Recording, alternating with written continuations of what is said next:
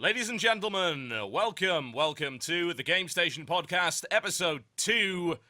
Oh, this was a fun setup, I've got to say. We wanted to make some changes to things. We've made the cameras bigger, as people requested, so you can see even more of Jesse's wonderful face. And joining us... That's my favorite part. Yes, it's the...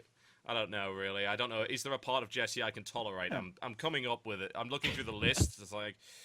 I got a part you can tolerate. No, I definitely don't tolerate that. No. There's nothing on the list, I'm afraid. Sorry. Anyway, we have our hosts for the podcast today, returning from the pilot episode. Jesse, welcome. Hello there, ladies and gentlemen. How's it going? I'm having a great time over here. I'm having a really good time. I'm so happy to be back. Yeah, I can tell by the grin. What do you want me to say? An awkward silence ensues. Hi. It's like, I'm so happy to be back, guys. Yes. Just locked in this awful rictus of a grin. just I'm hoping it freezes like this. as it like slowly fades out. Yeah, that would be wonderful. Credits. Skype camera breaks. It's just like...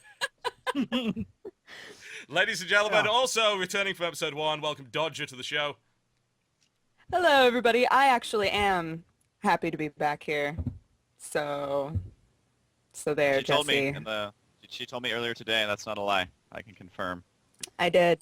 I've also got suspenders on, so really my skills are like just climbing so high today. So it's going to be a great podcast. That's how I feel. And indeed, we bring on the guest host for this evening. It is the one and only Husky from the channel HuskyStarcraft. Welcome to the show. What up, everyone? And yeah, I'm currently about 12 feet away from Dodger, so that's all I got. Is that So your, I that's your kinda have to biggest hear her claim twice. to fame, isn't it? That's how far it goes. No, it's that I have to tolerate her voice twice now. So if I get There are a lot distracted, I can hear, that's like, why. The faint echo of your voice, I'm trying really, really hard to ignore it. Yeah. So it's gonna be brutal, but we'll make it through this. Yeah, I'm sure you can cope with it one way or the other. All right, well, we were trying to get things sorted out and have a better audio solution, but sadly we had about 15 minutes prep time because I believe your shoot ended up overrunning. Something exciting coming on the Game Station channel very shortly. Yeah, it's a Pokemon rap that's like actually really, really good with Shofu and Hayden, and we played just like general Pokemon anime characters, so it was pretty rad. Thus the suspenders. I was Ash Ketchum. God, I'm being the very best, like no one ever was. Yeah. No one. That's how I Ever. would interpret you, honestly. If I were to have to say something, it's like, can you give me a quote about what you believe about Husky? It's like, well, he really, really wants to be the very best. And then I just sort of, like no one ever was. yeah, exactly, preferably. But if that not possible, he would settle for just being the very best in your normal, average, everyday manner. Oh, well, we did what we could. We did what we could. Sadly, we were lacking time, as I said before, so we're still building things. Hopefully, as I said, the cameras are better for people this time around. As to whether or not this will be on for 3 hours, well, who the hell knows, quite frankly. We'll find out one way or the other as we go through this show. Quick question. Mm-hmm. Did my camera just like decide to switch? Like, did I just mirror myself? What just I don't know, happened did you? here? You did, actually. I think you did. Yeah, I'm pretty sure that he is mirrored. Well, that's kind of interesting, isn't it? You know what? Whatever. impressive. I don't even care. It's It's good attitude to have. Good attitude, just be nonchalant about the entire thing. You know what? You look I much couldn't more give a damn. handsome from this angle, though. So Oh, thank you. Wow. Yes. Anyways. This is lovely, isn't it? It's lovely. It's like, you know what? From a very specific angle, if I don't have to look at you full on, then Yeah. it's not You bad. kind of look like a human being. You're tolerable. Yeah. Tolerable, I think, is Yeah. the word that we're looking for right there. I might actually go out in public with you from this angle. Potentially. Although, let's not get Yeah, our hopes up. Right, well, what are we doing in this show? Well, we're doing this kind of the same thing as we did last time, trying to keep it under 3 hours. I don't think if that's actually going to work. I'm just going to put that out right now and just say no format changes are going to help. We're just going to rattle things off. We're going to be starting off with talking about what we've been playing this week, and then we'll be looking into rattle... He's flipped again! Well, he's back, and he's back. I don't... I don't trust him. I don't What is trust. happening? I don't trust Whatever. anyone with that It kind of doesn't matter. ability. It doesn't matter. It doesn't matter. If one thing can go wrong, everything will go wrong. Let's just go with It's a it. dimensional shift. It's a thing. You know, it's like it's a It's a dimension. thing.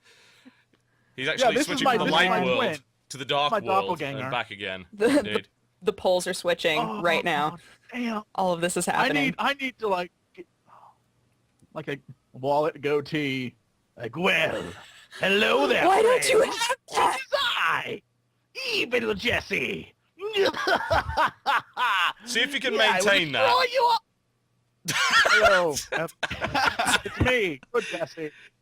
Don't listen to evil Jesse, but he is an evil fool who simply wants to ruin this podcast for everyone. That's You know, last Yeah. time we didn't even I don't know need which evil. one I like Evil more, Jesse actually. will not ruin the podcast. For my wallet beard is invincible. Oh, Jesus. Oh. Well, this is the stupidest. What is happening This here? is the stupidest gimmick. You're not actually doing this yourself, are you? This is... No, No, you I are. have You no are. control You are of doing this. it on purpose. I know it. I can see it in your eyes. I can see it in your smile. Ugh. Anyway. I hate that I found that funny. Like, that's the most depressing part, is that I kept laughing. Yeah, that's I terrible. Oh dear God. That is your only purpose on this show, Jesse, I've got to say. Comic relief. Comic have relief. a purpose here. I- Okay. I had to come up with one for you in the interim between the two shows, and that's what I've come up with. That's the best I can do. All right, well, we're going to be starting by talking off what we've been doing this week, and then we will be having words as regards to various news topics that have come up during the week and looking at some of the latest trailers.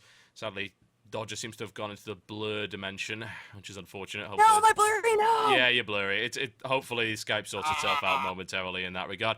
And then after that, we'll be talking about the topics that you guys have actually brought in for us this time around, something interesting, hopefully. And then looking at some interesting videos from the Game Station, our picks of the week from channels that do not belong to us. And then last but by no means least, we will plug our channels, be general corporate whores, and then leave. And that will be the podcast in a nutshell. I was under the impression that this was a 24-hour StarCraft stream, so this is a big shock to me. Yeah, this will be great. I'll be asking you about your thoughts on Mass Effect and Rayman Origins, for instance, and I guarantee it's Call not of going to Duty, be... perhaps? Yeah, definitely. A lot of Call of Duty stuff coming up. The season of content has begun. Multiplayer maps. We've This got is a trailer. actually an FPS stream, Mike. I don't know if... No, it is StarCraft, but it's 24-hour 24 hours FPS of stream. tower defense. Yeah, Yeah. tower defense. Tower is okay. defense Oh, only. God. Could we dig I this love tower any defense games lower so into the ground? much. The Tower Defense podcast, yeah, we could probably pull that off, honestly. I think that's entirely reasonable. We'll even be talking about the Wii U coming up later as well, so... Yes, I feel Husky's going to be the most useless guest we've managed to acquire so far. It's... No. He wants to be Yes, the very Can best. someone quote that? Can we quote that? What? Husky, the most useless. I want that in the And then background. just replay Do you it want me? later on Do you want out. me to have it etched in Just- brass? Just so that he knows. He's Yeah. not the most Just so useless that one when he here. looks at me, we'll see that and remember what he said. That needs to be in the background. Yeah, it's gonna be wonderful. We'll have it etched in brass. You can frame it, put it in the background, and it said Husky was the most useless. And you can actually put over the I'll previous just point to award. it. You're like, it's back there. Yeah, exactly. Oh. You can take the previous award down, and then you can replace it with that one. That'll be wonderful for you. Oh well, never mind. You guys are setting the expectations so high for me, so this is gonna be really tough to live up to. Well, Being the we're most kind of worthless playing guest. it down at the Hey. moment. It's pretty political, really. We're putting it out there. It's like, you're going to be absolutely awful on this show, so when you say something worthwhile, it's a big surprise to everybody. It's pretty That's awesome. just how my real life is, anyways. But they're like, oh yeah, you actually said something that was not stupid. And they actually pat you on the head and then walk off. Maybe Yeah, give you, maybe yeah, like hand a you... little pet, and then they're just like, all right, Mike, come on, let's put you back in your room. Go cast some more Give him video a games." lollipop. Like, here you go, sweet. Yeah, maybe I'll hand Want you a some chai warm milk? latte. It's just some milk. I know how you West Coasters act. I know how it goes. All right, let's talk about video games. I'm told that this is fairly important. So we're going to start off with what we've actually been playing this week. Do I even need to include Husky in this conversation? Hey, been sometimes I fluff. try new StarCraft maps, so I feel like that's really diversifying myself. Yeah. I played a lot of Star Wars: The Old Republic, and then I got level 50, and I was like, now I get to farm battlegrounds just like in WoW. So I haven't played it really all that much after I got level 50, but Yeah, pretty it's much. a pretty good game. Is that's your just professional opinion on it? It's a pretty good game once you reach level 50. Have you run into anything that's pissed you off up to this point? I don't know, because usually I don't like games that do storytelling. I usually just honestly skip over it. Like in WoW, I didn't read a single quest, and I played that for 4 years. The storytelling was really, really good, and it's actually the only game, like, I don't even care about the StarCraft story as much. So, Jesse like, is so I don't hurt even know in the his heart StarCraft story all that places. well. It's fine. We are separate people, and we're not even related, so I feel like it's okay. And so I love the storytelling of that game, and as far as stuff that pisses me off, it still is kind of buggy. Like, there's just a lot of bugs, and, like, some of the quests are like, oh, win this war zone, and you win it, and then it doesn't give you the rewards. Yeah, so I've you had have that to happen spend another. before. It's a bit of a pain in the ass, isn't it? But it overall, I'd say it's like, in my opinion, it's one of the better MMOs. Because I've tried like Age of Conan and the Warhammer MMO and stuff like right when they dropped, and you could tell right away that it wasn't gonna have any lasting value at all. But Star Wars, it's pretty good. The story is awesome. Jesse looks like someone's just stamped on a puppy. What the hell is wrong with you? So hurt in his heart. You are like the antithesis of everything I believe about games. Like, stories are for vaginas. Stories are dumb. Like, I'm heartbroken. I'm Well, glad you thankfully, kind of like this brain right here is not inside of your body, so you are free to enjoy the story of Minecraft, etc. all you want. But me, I'm just all about multiplayer and Hold on. crushing moves. Whoa. Okay, politician Husky. First off, you're free to enjoy the story of Minecraft all you want. You did It's got a not pretty just good say story. that. Like, you can't be like, I'm gonna pick the one game that has no story and be like, well, you're free to enjoy that all you want. Like, that was a low blow. The fact that you're like, well, I played through Warcraft, didn't read one thing. That just goes to show that Warcraft had no story. But first off, the fact that you're like, I didn't read it. That's heartbreaking. I agree. If you're gonna make me read a book in a video game, it's just not gonna happen. I'm just gonna kill the bosses and yeah. But in Star Wars, the characters actually talk to you. I feel an intimate connection with my Sith sorcerer who started out as a slave but has grown into a Darth. So, that's as sappy as I can get. I actually don't care about story usually. Why the hell does everyone play the Sith Sorcerer? I really I was have just no about to say idea. that. It's like Everyone plays the sorcerer or Inquisitor. Here's the thing. Yeah. I don't know, because I feel like when you watch the Star Wars movies, they make the Emperor like this total badass. It's like, do not doubt the power of the dark side. And then like Luke Skywalker is like a total whip where he's like, I want to join the Academy. So like, who wants to be that? So I think that everyone just watched the movies and they remembered when they were a kid, like, yeah, shooting lightning out of your fingertips, that is badass. That's pretty cool. Pretty Yep. badass. Yeah. And then I think Bounty Hunter is like the second most played, and then of course there's Boba Fett. Like, he's just like the cool, mysterious guy. So no one wants to be. Come on, who wants to be Luke Skywalker? Seriously? Well, the he worst also has death flamethrowers on his arms. That does tend to help a little bit there. Jetpacks and stuff like that. I don't get the idea of not playing Tor for the story, because what the hell else is there? Right, at the moment, there's PvP, which is middling. I mean, the PvP is pretty much like WoW's PvP. It looks a bit nicer because the graphics are better, the explosions are better, and that's really about it. And then you've got 2 big endgame encounters and your hard modes, and that's it. It's like, I don't understand the idea of not playing it for the story, because it's got really nothing else at the minute beyond that. That's the big meat of the content, these big story arcs, and the fact that you get sort of hooked in with the voice acting and the way that characters interact with you and developing your own character. And once you get to the end of that, you're left with what WoW had back about 4 or 5 years ago, i.e. 2 endgame dungeons, a bunch of 5-mans or whatever, 6-mans. Is it 6-mans in Tor? It's 4, isn't it? It's 4. I think Yeah. it's 4 and 8.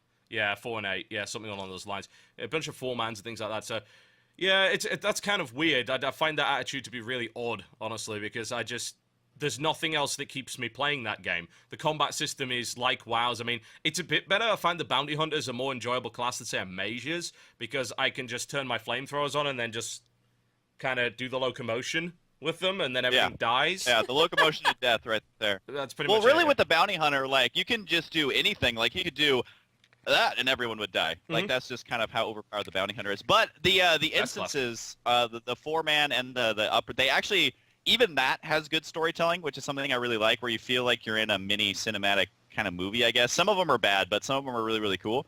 And I personally think the game has a ton of potential, and I really like the battlegrounds more than the WoW battlegrounds because there's kind of objectives that make sense, like Hutball or whatever, like you're actually playing a little miniature sport. So I think that launching it with 3 battlegrounds and they have a 4th one on the way is I'm satisfied with it, but I don't play MMOs as much as I used to. It's just kind of like log in for maybe half an hour to an hour a day tops. And so for someone like that, it's okay. But back in high school, I mean, I would play WoW all day after school. And I have a feeling that if I did that for this game, that it would be, I would get bored of it a lot quicker. Yeah, I'm not playing it anywhere near as much as I did WoW, but with WoW, I think it was, when I first started playing WoW anyway, it was more everyone wanted to try and get to max level, and as a guild we were doing that. I'm not even playing it at guilds because there's so little benefit. There's nothing really in Tor that... They haven't got guild banks, they haven't got guild ranks, and you might think, well, that's fair enough because it's something they just released, and WoW took like 6 years to get that, but it's taken out any kind of mechanical reason to be part of a guild, and if I'm just playing through the class story, I'd rather just play it as KOTOR 3 and just play single player and not actually interact with people. I turn the chat off, I just want to play the game, develop my character, see the story, fly around a little bit, and that, as far as I'm concerned, is that. But yeah, funnily enough, I haven't played an awful lot of that over the last couple of weeks, and I'm trying to think, what did I play a lot of this week? Actually, a lot of Assassin's Creed, specifically the multiplayer, Assassin's Creed Revelations multiplayer. Oh, I hear it's so good. Yep, it's a lot of stabby, I can tell you that for a fact. If you watched any of the Aussie Gamer videos, I think you've got an impression of what it's all about, but it's such a cool, unique multiplayer mode. It's based on an older game called The Ship, which was published by Ubisoft and developed by some other company whose name I can't really remember, which is a Half-Life 2 mod originally, and then it became a standalone game. And the whole point of that was you wandered around this cruise ship, you were given a target, and then someone else was given you as a target, and then there was a list of items to kill them with, and some were worth more than others. Like, for instance, they might say, oh, well, killing them with a frying pan is worth $5,000, but killing them with a shotgun is only worth $600, and so on and so forth. That sounds awesome. Yeah, it's weird. That is awesome. It had some Sims-like elements as well. Like, you had to attend to your needs. You had to sleep every now and again. You had to go and get a shower every now and again. And while you were doing that... Yeah, it did get annoying, but it was to stop you from camping, basically, to stop you from just hanging around in one place. So you ended up having to do these things, and then obviously in the shower someone could come in and stab you or whatever and get the kill in there, and they got bonus points and stuff. Assassin's Creed they take some of that stuff out, and it's more based around the stealth and fooling people. You're sneaking around an area, and there's a lot of people that are NPCs that look the same as you, and the enemies got to determine which one is real and which one is not. You stab a civilian, you lose your contract entirely, so you've got to figure out who the right person is, and that's always fun, luring someone into a situation where they think this dude is actually you, and then they go and bury an axe in the back of his head, and you're actually the guy standing 5 feet to the right, and they're just like, ha, you suck, you're the worst assassin of all time, and you get more points depending on how the kill goes. The stealthier you were, the more points you get, and stuff like that. It's really, really cool, actually. It's really unique. That sounds really, really fun. Yeah, I'm just imagining an assassin show that is actually about the worst assassin in the world, and I feel like that would be... It's kind of like a reality awesome. TV show. It'd be like yeah, it'd be like the opposite of Archer, where it's just like every time he tries to assassinate someone, he just like stabs himself in the groin or something. That could be quite a short show, I think. I don't think he's going to survive too many of those attempts, really. One episode. By episode 6, he's probably like, why? Not the groin again! Why does this keep happening to me? Yeah, I think by episode 6, he's probably considered a career change to postal worker or something along those lines. Yeah. But yeah, it's worth having a look at. It's really, really good. Obviously, we've shown you last week the videos from Aussie Gamer. He plays, and he makes videos of it. It's really, really awesome videos. It's actually available on iOS devices now. There's I think it's called Assassin's Creed Rearmed. It's the same kind of thing, but it's like from a top-down isometric view. But you can play it on iPad and iPhone. I think it's on Android as well. I haven't tried it yet. I've got it downloaded, but I never got a chance to try it. But that might work, actually. That might be quite cool. I could just see a really cool situation of everyone having, like, their iPhones or whatever, and they're all in a waiting room, but they're all playing that same game, and they're looking at each other really suspiciously, like... And Why then, are they all in a waiting room? I don't know, they're all in a waiting In room. your fantasy world, what has happened where everyone's like, we're all in the waiting room together, playing a game, waiting for... We're all going to the dentist. Every one of us, the entire game station goes to the dentist in this brand new sketch show, a mini-series, in fact, as written by and directed by Len Pavogi. And then we're all just sitting there in the waiting room, Excellent. and all we're doing is playing Assassin's Creed Rearmed, and we're just looking very suspiciously at each other. And that's the entire show. I'm just That's it. imagining, I'm imagining all of us in like an interrogation room, like all in white outfits, and they just won't let us out until somebody has won. Like it's an experiment rather than just us having fun. Yeah, it's some kind of psychological thing that's going on there. I Jesse, am learning an awful lot about you guys. Like, Dodge is like, we're all in a room, in a psych ward, and it's an experiment. We can't get... Like, is this a horrible dream you have? Like, you wake up in cold sweats, like, they make me want to play, but it won't stop. Just crying TV's so like, intensely. we're all at the dentist.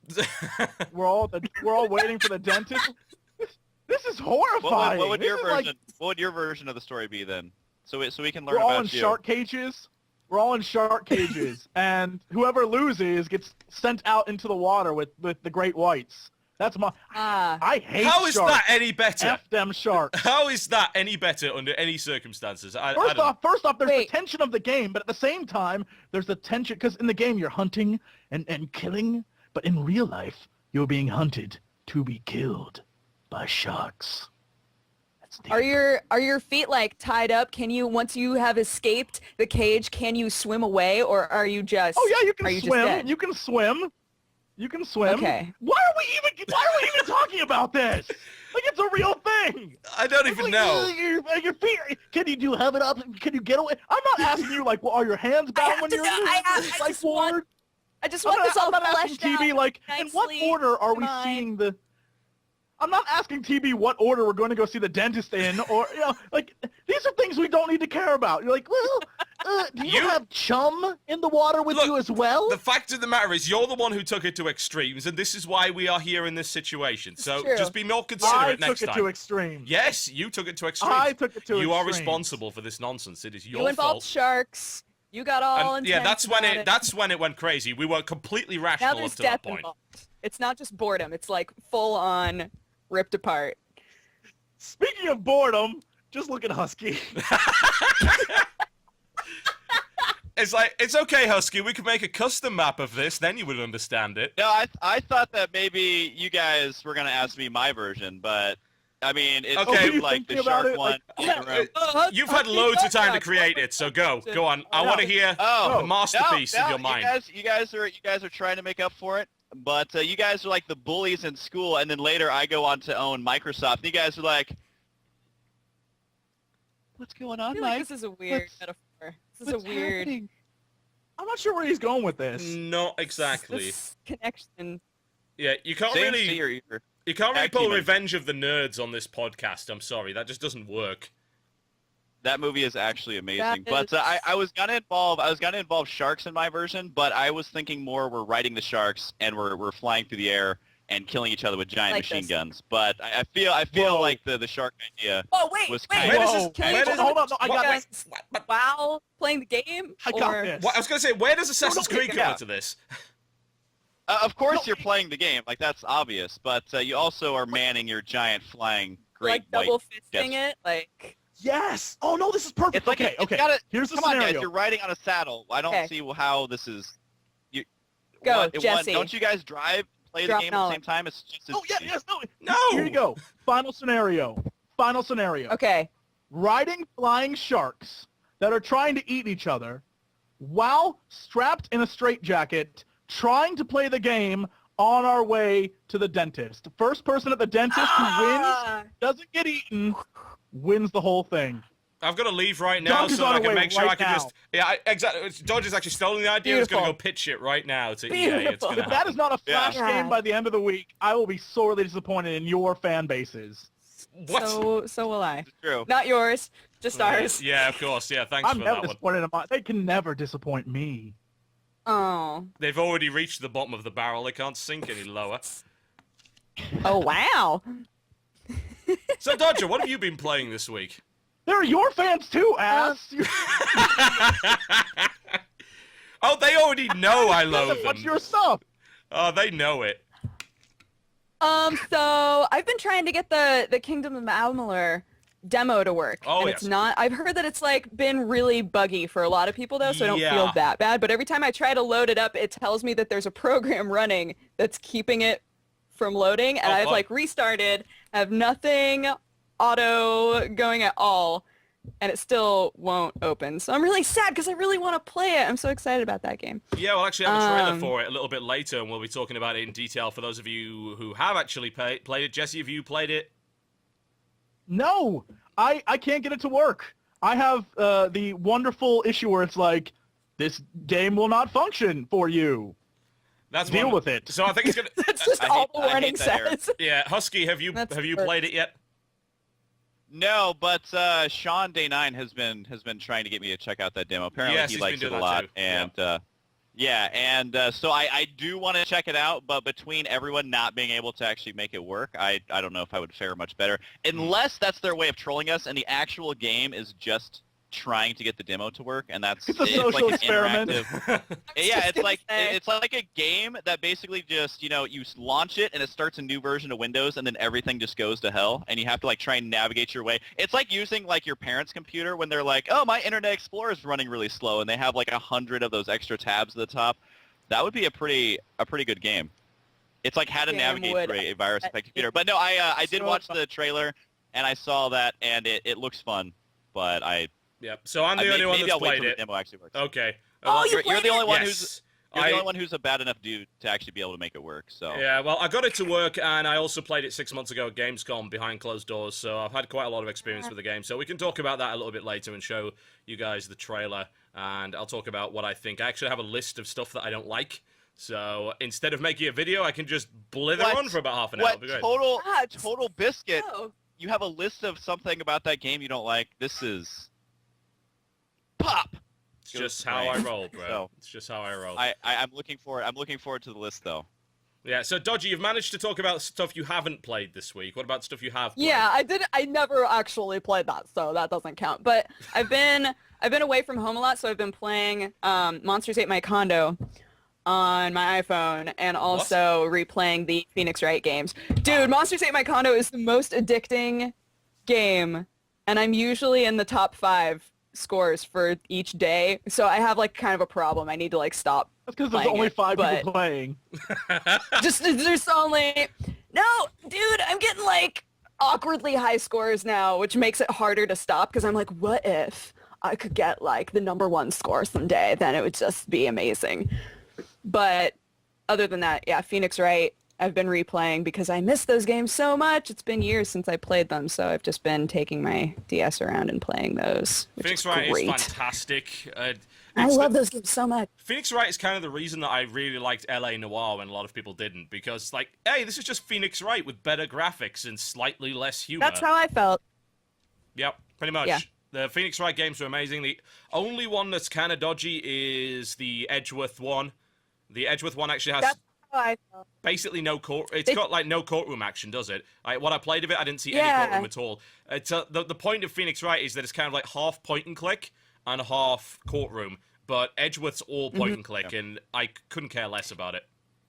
Yeah, I wasn't a fan. They tried to switch up like the camera views and stuff on it too, and Yeah, it didn't feel like it was in the same world of games. Like I recognized the characters, but it felt outside of the franchise. So, but I really like the older games, so playing those is fun. Yep, Jesse, with your objection, what is your objection? Thank God you saw it. No, that's Oh, I all. saw That's it. just That's my objection. You see, That's it. this could You have may started. continue on. Yeah, if we actually had a good argument here, this could have started something genuinely funny. But no, It could have. Jesse doesn't know anything, so it's ruined again. Husky's face describes the mood of this podcast the entire time. I'm sorry, like while you guys are talking, all I'm doing is watching his face. It's the funniest. Like he's got this like just dead. I need to bring you with me everywhere I go, so I can like just tell jokes, and you can stand right next to me and just not laugh at all and just stare. Can you imagine how funny that would be? That's No, I just got my haircut, which takes me from looking like a meth addict to just me looking like I don't laugh at anything. So I have to really fulfill the role of the haircut. What? So- I'm sorry, the haircut does this? those are your two spectrums. You go from meth addict to like this is a. There's no in between. It's meth Yeah, addict to it's completely meth stone-faced addict? killer. No, And humor. it's all to the Meth hair. addict. So she gave me that guy who doesn't laugh at jokes haircut. So I mean, what am I Is that supposed right? to do? What? Yeah. You should always go to her then. Always get your hair cut there. I am. It's true. She was awesome. She was very nice. I tipped her a lot of money, but that is besides the points.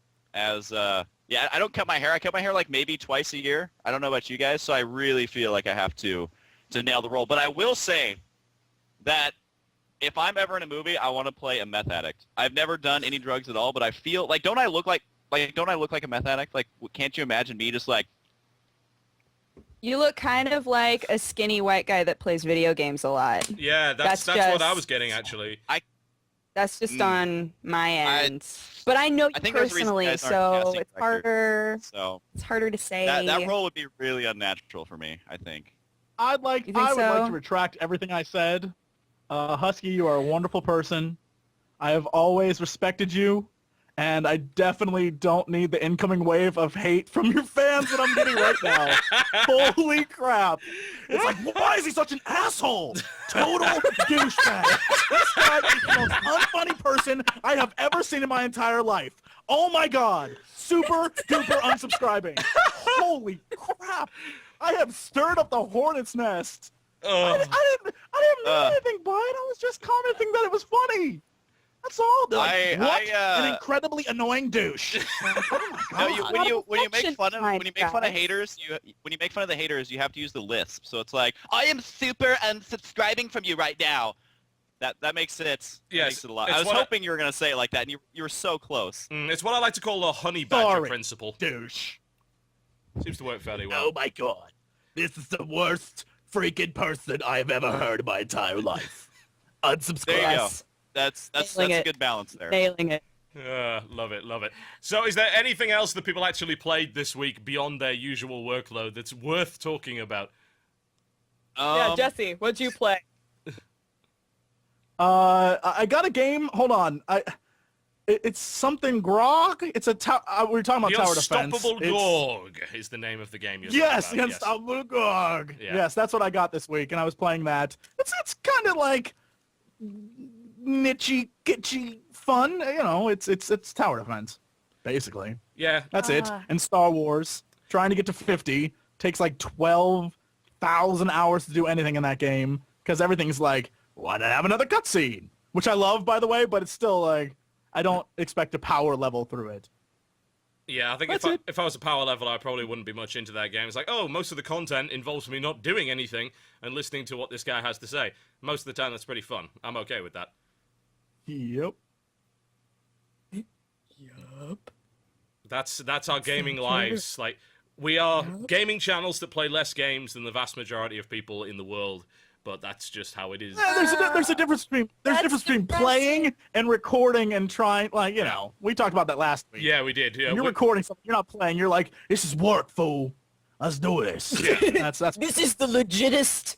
You're gonna see me today. It's happening. That's pretty much how it is whenever we record Terraria, actually. I'm pretty much holding a gun to his head and saying, you will be funny, you will act this way, and we will record at least an hour of content today, and we will achieve nothing. I have more bullet wounds than you know. At least 3 of those things never happen.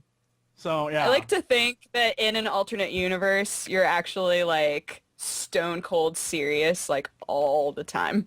Just all day. You know, the weird thing is I feel like that would be the same, but in an alternate universe, I'm like this. Wait, you actually Laugh, got to Husky. reverse. So no, it was gonna be funny, but Why are you not paying only attention did you to just that? reveal, you only just Actually- revealed that you were controlling it, and on top of that, you got the split personality. So now I feel like I'm not actually. It's like when you watch a movie and you can see a camera guy in the corner. It completely ruins the mood. So Or I makes it know better. that you're not an Because you evil spotted wallet that. man now. It's No, all a here's the thing. sham. Here's the thing. I don't know if you're aware, but could it be that I'm not controlling it, but instead my evil twin is? No. No. Saw the joke from this far away. If this camera is the entire world, that joke was coming in from Korea, we'll say, for no reason, all the way over here.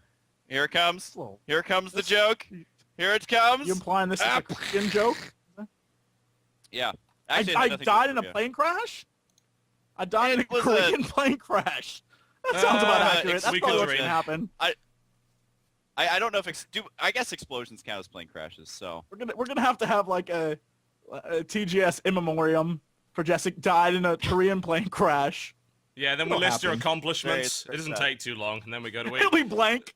It'll be like at the award show when they have all these people and people like woo, and there's that one guy and there's like like no one cares about. That would be me. That's kind of sad. Wow. That's a bit depressing, really. Webcam hug. That's not a hug. That's you crushing his face. It's like ah! that was actually That's just how I like hug a people. hand. In the face. hand What? That's one interesting hug you How have about there. that? How about them video games? Video game. 3 hours later. How about Yeah, ramps? we're going to take a short break, and when we come back, we're going to be rounding up the news and trailers from this week. Trust me, that was a good time to Take do it. a break already.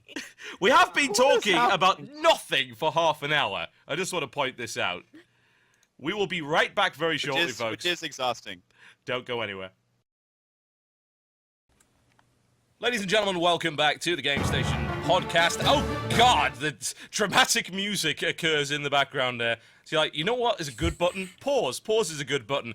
You get a sudden defeat fanfare from Final Fantasy. Like, it's like, well, that sets the tone nicely for the rest of the podcast. It is just one giant Our defeat. intro.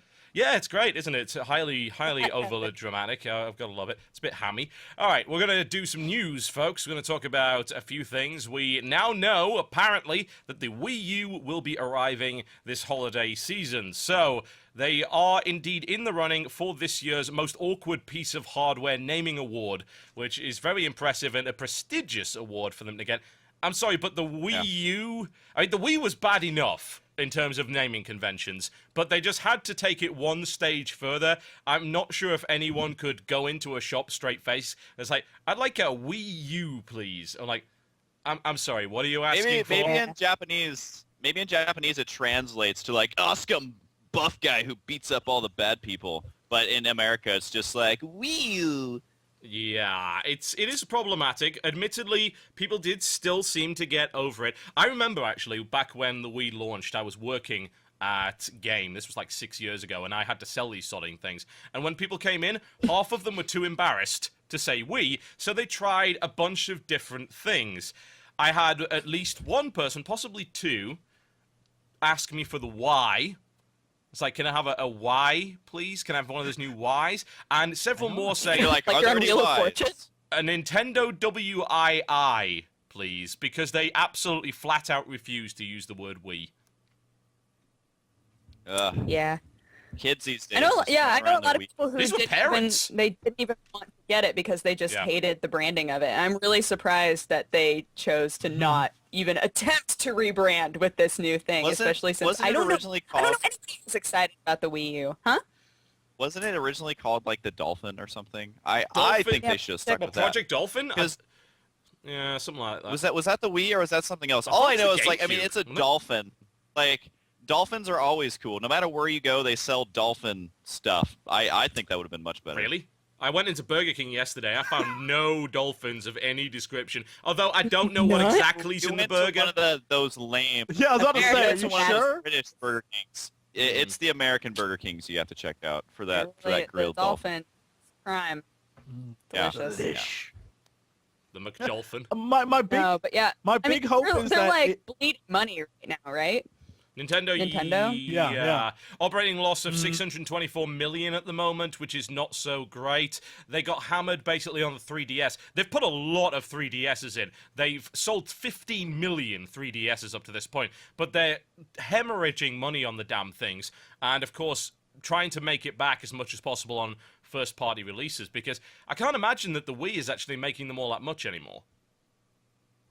Yeah. no. I mean, they're still putting things out for the Wii, so that helps, but Not a lot, though.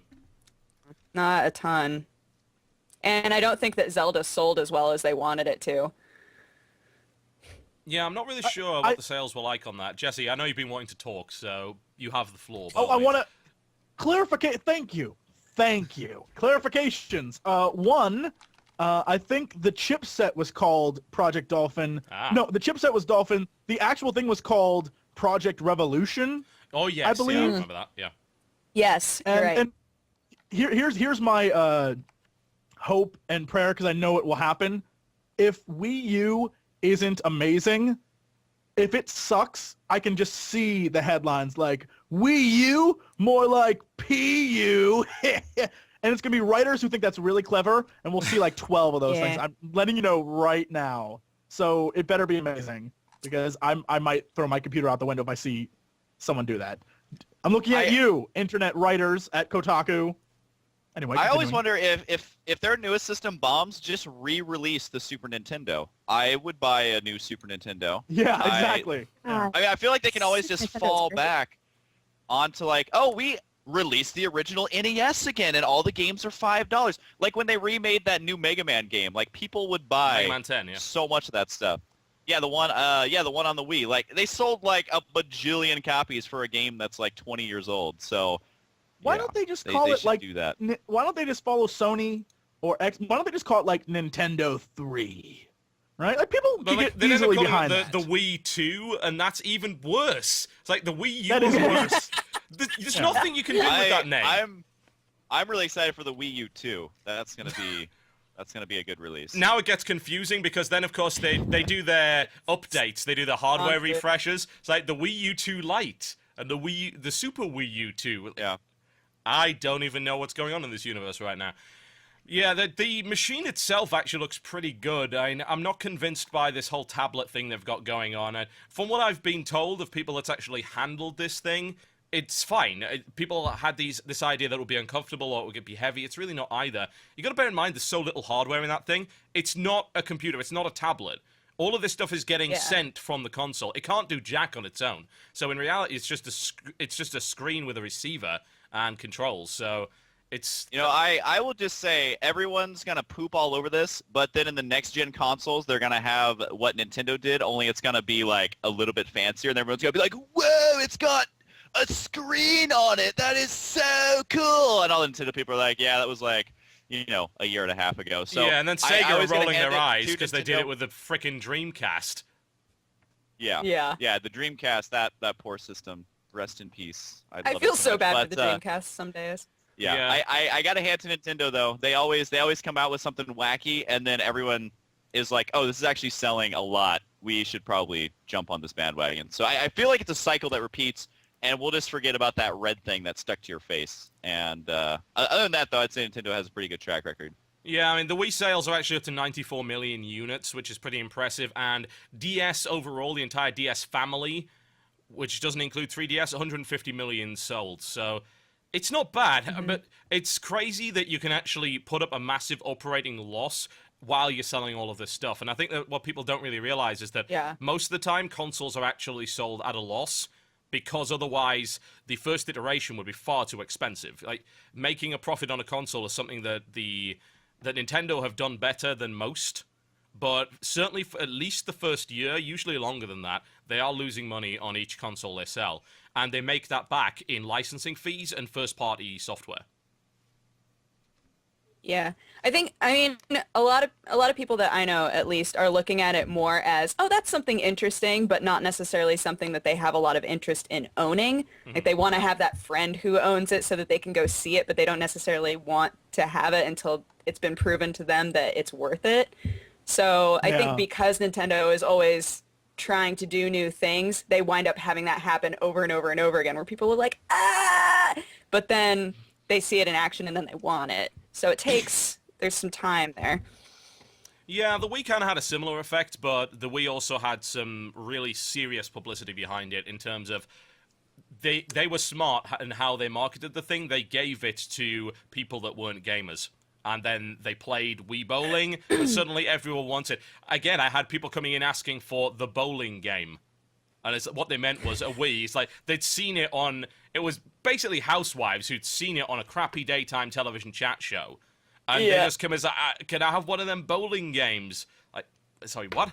Oh, you mean the Wii? Right, yes, yeah, you can have one of those. Sure. And that's all they ever played on it. But Nintendo, their advertising campaign was, if you remember, at least here in the States, it was, the two Asian gentlemen driving around the country presenting a Wii to families, and they'd play games, and afterwards they do like the Wii bow, and it was marketed towards families, I guess. And the big thing that I noticed is it wasn't young children or it was like the adults says the adult. It was parents who were going to the stores asking, what are we gonna? Can I have this system? My mom, I remember this. She was like, I want to get one of them thing for the bowling. Like she was that person who came into your store. Yeah. So was my mom. Nintendo is really weird with their marketing. I'm not sure who they direct their stuff at, but they always latch on to like the public psyche when it's done, and everyone, even if they don't want it, they know exactly what it is, what it does, how. They're very smart about how they do things. I give them all the credit in the world. I feel like Nintendo should also get a hold of the Old Spice commercial directors, which happen to live in Oregon. Yes. And so I mean, even the best commercials really? come out of Oregon. Yeah, no, it's a Portland-based company who makes all those Old Spice commercials, and I'm just imagining combining, I guess, hunky black men and the Wii. I feel like there's so many jokes there. Wow! Whoa, Wow! Yeah. Have you guys not seen these commercials? Like the Old Spice commercials? Do you guys know? Oh yeah, I'm well aware of what you're talking about. I'm just. I just heard the words. I really have fantasies about combining hunky black men with the Wii, and then that's what I was worried about. Yeah. At some point, actually, now that I think back, that was word for word what I said was. Don't take it back. Just let it go. Daily about hunky black men, and I'm not afraid to admit it. Haters gonna hate, man. An awkward silence ensued. Yeah, let it. Because everyone's thinking about hunky black men. I don't consider that awkward. I feel like you all are like Googling right now the Old Spice commercial, and you're like, wow, this is actually kind of hunky and awesome. He certainly is hunky. That's a word. That is a word we're going to use from now on. He is a hunky man. Quite the hunky fellow. Yeah, it's quite. He's quite the hunk. Oh, I don't know how else you would describe them. I mean. What, the Wii? I can think of a few other ways that don't involve hunky black men. That's unfortunate. Right, okay, that's just your opinion, man. Oh my. Anyway, yeah, so yes, the Wii U coming this holiday season, and unfortunately Nintendo bleeding a crap ton of money at the moment, which is not what we were seeing from them a few years ago, where they were basically on top of the world and they couldn't lose. But yeah, and it mostly is down to the massive losses they made on the 3DS up to this point, releasing a system that was quite expensive. But the real question is how much money does Nintendo have to bleed? Because I feel like, did you guys ever play the original? Did you ever see the original Command & Conquer where you had those little depots that they would fill up with the Tiberium and you could like have them everywhere? I feel like Nintendo is just like, oh, we accidentally lost one of these little bunkers, but here's a field full of those Tiberium little huts. So I feel like Nintendo's always going to be fine. I mean, it does suck that they lost money, but I have a feeling they have a lot of it. Yeah, you never say always, because there was at one point where Sega looked unstoppable as well, and look where they are now. And yeah, I could definitely see Shigeru Miyamoto with just supply depots filled with wonderful Tiberium, saying, oh, well, we're losing Tiberium here, but it is unfortunate, and they are also now competing on a portable marketplace where they're up against iOS devices, and it's hurting. It really, really is, because there's a lot of people that would perhaps be playing on DS, and DS did sell, especially with Nintendogs, for instance. That sold to, once again, a big wide audience that wasn't really gamers. Now those guys are being kind of taken away, and they're now playing on iOS devices. So stuff like buying a game for, over here, a 3DS game costs between £30 and £35. That's $50 to $55. Or I could buy 55 games on my iPad. It's like, well, Yeah. which am I going to have more fun with? It's a difficult argument to make, isn't it? Yeah. I'm curious. I this is wonder. Sorry. By all means. I was gonna not change the subject, but I'm just curious if any of you guys know, did the Nintendo stock go down when Shigeru stepped down?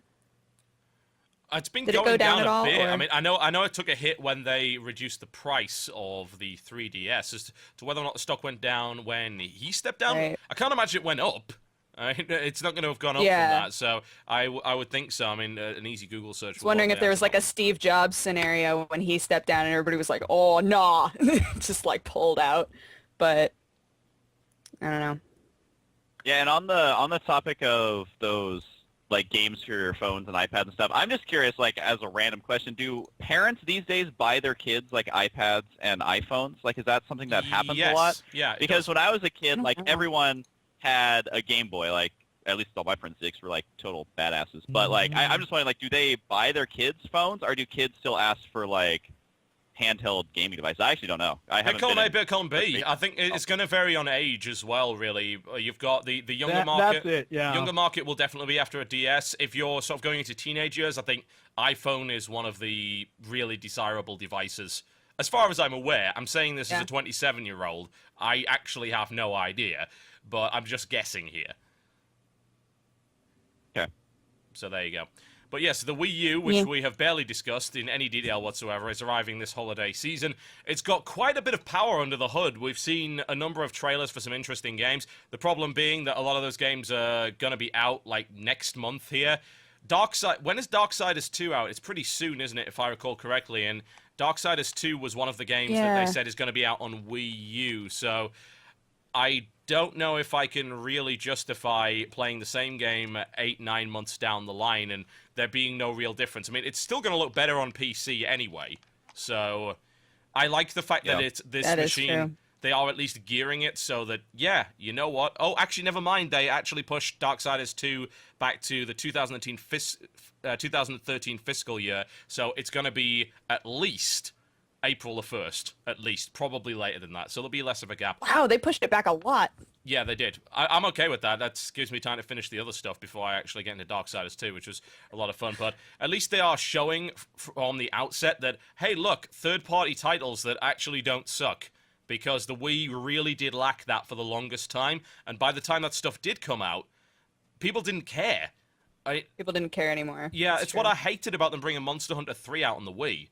Because nobody bought the damn thing. And there's a bunch of other games that were aimed at gamers who actually knew what they were talking about. Like, for instance, Little King's Story. That flopped so hard. And it was a really great game. And that studio ended up closing as well as a result of that. So, after that, I think that decent third-party titles on the Wii absolutely didn't happen. And we saw it was just, well, it's casual games, stuff like carnival games and crap like that, and it's Nintendo first-party titles, and very, very rarely will there be something like... And who came up? Was it Nintendo that made Xenoblade, I think, is the one that people have been really going on about? Xenoblade Chronicles. Oh, was that Nintendo? It was actually... Where's the developer? It was Monolith, actually. Monolith made it. It was published by Nintendo. So, yeah, it was a Nintendo-published title. So I suppose at least that the game was taken under Nintendo's wing and they said, hey, we'll actually market this thing and maybe we can sell a few copies. Right. It's still depressing, though, and I own a Wii, and I think there's maybe a handful of games that I would be interested in playing on it, and I then think, God, these games look so bad in comparison to even the other consoles, let alone the PC, so it's really hard to justify it. Well, I mean, typically the only time that I ever wind up playing the Wii is if it's like a party system. Like, if there are a bunch of Right. people over, it's like, oh, let's play Mario Party 4, Oh, yeah, or, definitely. you know, whatever. Like those are the times when that game gets used. Or like when we've had people over at our place, it's been House of the Undead. House of the Dead? House of the Dead I always Overkill. get that Yeah, wrong. House of the Dead. Thank you. That is Just like badass. games like that you can just, just pass off the controller and walk away and you don't have to be invested at all. So Yeah, like gun games always good like that. Things like a lot of those games are even coming out on other systems. I recall Dead Space, the Dead Space game for the Wii, which was Dead Space Extraction. That sold 9,000 copies in the first week. That's one of the most disastrous launches for anything I've ever heard of. That's terrible. It's ridiculous. Like Cube, you remember? You've probably seen it on Steam. There's a game called Cube that sold more than that in 4 days, and that's an indie game about moving blocks. You know? And a Dead Space game sells 9K in the first week. And then that ended up getting ported to PS3 because people would actually play it on that system. House of the Dead just got ported to PS3. Most of the really good games for the Wii are actually, if they're not first party, are getting ported because they know that they're just not going to sell on the Wii anymore. And I'm afraid that... I was going to say, at E3, they had it both, the new House of the Dead, I don't know if it came out yet or whatever, but yeah, they had it for... You could test it both on the Wii and on the PS3. Overkill and Overkill Director's Cut. Yeah, that's the name of them. But I'm hoping, really, that they actually managed to attract a core gamer crowd back to the system. I'm just kind of scared that maybe they've gone a little bit too far, and I don't know if the gamer crowd will be interested. Maybe, maybe not. As long as they don't market the big controller gimmick too much and actually focus on the games, then I think gamers will buy into it. Let's be honest. This goes back to the whole the way they sold it. Nintendo in general, all their consoles are. It seems like they're geared towards younger and younger audiences. And now I know there are people in like, their 20s who are like, I love my Pokemon and Zelda and Mario. But besides those 3 major titles, and a few others here and there, let's be honest, most of it is either you're going to party game or you are. It's something really... Honestly, I see no reason to play a Wii. I just don't. I mean, I have a friend who owns one, and like Dodger was saying, the only time that it's out is when there are people around and you're really bored. And you're like, let's throw stuff at blocks. Yep. Right? There's no reason... A Wii is kind of a niche, silly device that... At the time, like all 3D technology now, it was like, oh my god, it's 3D, right? That's like with the Wii. It's like, oh my god, it's the Wii, let's play this. Motion control, yeah. Yeah, and after a while, you're just like, well, this is terrific. It's garbage. I don't want to say that about Nintendo. I love Nintendo, but the Wii system itself is... The concept is... I don't want to say lame, but that's what it is. I think what you're trying to get at is the concept right now does not lend itself properly to traditional gaming. I would, yeah. I mean, it's what we talked about before with what was that? Mass Effect 3. Yes, when they Kinect, were going to use Kinect for Mass Effect. It's one of those stupid things that, exactly. Where somewhere someone was like, we have to enhance the gaming experience. Like, don't enhance the experience. Enhance the game, you idiots. Like, that's what I want. Like, send me there. Don't enhance the gaming experience. I don't need to be like, oh, look, I'm moving it. Make the game fun to play. That's all I want. Yeah, I think that what... No more gimmicks. Yeah, exactly. The problem is now that for some developers have this mistaken idea that gaming's gone as far as it can go. We've perfected the art form. No problem. We're done. It's never going to get any better. So let's go sideways. Let's try something different. Like, no, you haven't perfected it. There's tons of things wrong with modern games. Fix them. Don't be so arrogant to believe that in 30 years, the tiny length of time that this medium has really been in homes, which is, let's be honest, effectively been about 30 years, that you've gotten to the extreme, you've gotten to the apex of where you can really go. Novelists never thought that way. Musicians certainly never thought that way. Even television studios don't think that way. And TV's been around for pretty much, about 80, 90 years now. They still don't believe they've perfected television. Absolutely not. I mean, I think that it's really good for all of these different art forms to think outside the box and to experiment in different ways, but to allow that to be a reason to get lazy and say, oh, well, we can add this, and it'll be something interesting that'll make people want to buy it. Mm-hmm, yeah. It's not lazy. Let's be clear. Like, game developers aren't lazy in what they do. It's just that I truly believe that somewhere there's a room of like 45-year-old marketers who are like, how can we get the kids these days to interact with the gaming? And, a lot of people are into health stuff. What if we incorporate healthy activities into their game? Like, fool, I just want to kill people. I don't need to be jumping around like, whoa, whoa, whoa, whoa. Seriously, there's a bunch of guys in suits and ties planning this out, and they think it's a brilliant idea, and it's synergy, we'll cross-market it. No, give me a fake gun in a game and let me shoot some dudes. I don't need to, like, hold it in front of me, like, pew, pew, pew. I'll go to an arcade and do that. Make arcade games like that again. I haven't seen, like, they don't make arcade. They don't make arcades in general anymore.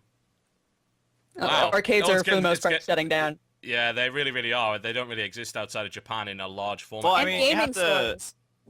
you have to look at it like when we were kids, going to the arcade was awesome and badass, but also buying a console costs like $800. But now you can get an Xbox. Like, I don't know many 10-year-olds, I'm going to be honest, but I would imagine that kids these days, they have access to so much different type of content. Like, you can get an Xbox, a PlayStation 3. It's something you just get for Christmas. I was lucky that there would be one console out. Like when I was growing up, I remember we got the NES, and that was really, the main console, and then Super Nintendo, and then the PlayStation 1 kind of started surfacing, and it had a good run for itself. But there's so much more stuff out there that I think Nintendo's way of trying to be different than that is a good idea, and people make fun of it all the time. But honestly, like, if you play with some of the Kinect games, and especially if you go to E3, they have like a preview of all the upcoming stuff. All of that stuff would have not happened, I think, if Nintendo didn't do that kind of stuff. So yeah, they may be losing money and everyone can make fun of them, but I honestly feel like they innovate quite a bit, and also there's still a lot of hardcore game companies out there that make good games. Like Blizzard, for example, they released, it's going to be about StarCraft, so we can laugh, but they released 2 StarCrafts over the span of 13 years. So there's still companies doing that, and very I slowly. always... Yeah, I think people give Nintendo a lot of shit, but I think that they actually help. And plus, I played at E3. They had it was like the Muppets or something exercise game. That game is so fun. I don't care what anyone says. That game was awesome. That game is great. amazing, and you have to like run around like, and you get tired, man. So I think stuff like that is cool, and I also want to own a game where you have to pedal on a little exercise bike and like steer and stuff. I don't know why they don't make multiplayer games of that, because that would sell. I'm telling you. It would sell. They did, and that was on Nintendo, and it was like the one where you had the pad. Oh my God, they did. And you had to run on the pad.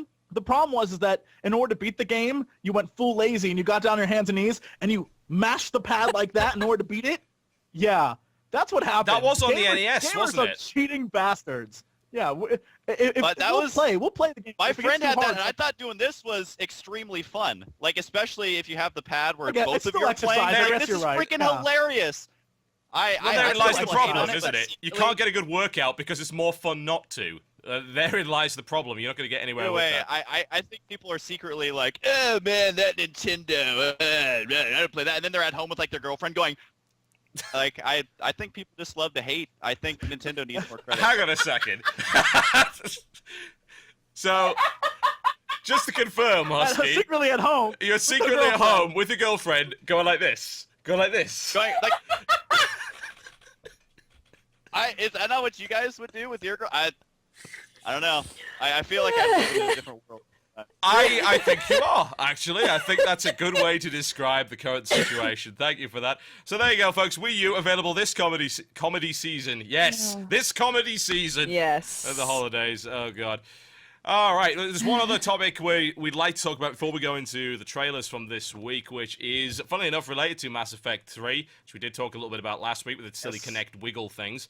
Now we're talking about pre-order DLC, and it has been announced that those who buy the art book will receive a collector's edition assault rifle within the game, and this is certainly not the only situation of this happening. Indeed, if you play the Kingdoms of Amalur Reckoning demo, assuming you're one of the 7 people in the world that can actually run it, then you will unlock pieces not only for Kingdoms of Amalur, but I believe you also unlock a piece for Mass Effect, and I'm pretty sure the full game also has that in as well. This is not the first time BioWare's done it. If you recall back with Dragon Age and was it Mass Effect 1 or 2? Was it both? Maybe it was both. I actually can't remember. Whatever the case, with Dragon Age, you could unlock something called the Blood Dragon armor by owning both games, and it would be cross-compatible. So you could have the Blood Dragon armor in Dragon Age, and you also had the Blood Dragon armor in Mass Effect.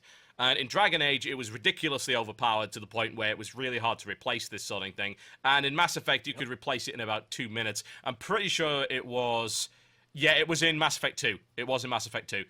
And the problem with it is you couldn't customize it or anything. It was very specific as to what it did, and you just kind of threw it out after a while, whereas in Dragon Age, it was so high tier, it was so far in advance of pretty much everything, that replacing it was very difficult to do. So, yes, BioWare has been doing this all the time, and I just want to hear your thoughts on the idea of kind of cross-pollinating pre-order bonuses with stuff that isn't related to the actual game. Another example with Mass Effect, you could get, I think it was Mass Effect 2, you could unlock some items with Dr. Pepper. You got Dr. Pepper soda, and you get stuff like visors and hats and things. They had stats on them. They were legit things. They were not just cosmetic items. So I'd like to hear your thoughts. And Jesse, why don't you start us off? As long as it isn't game breaking, I mean, I don't care what they give away. As long as going to Best Buy doesn't give me something better than ordering it from GameStop, I don't care. The problem is that a lot of the times that does happen, though. That's what I'm saying, which is an issue. I know that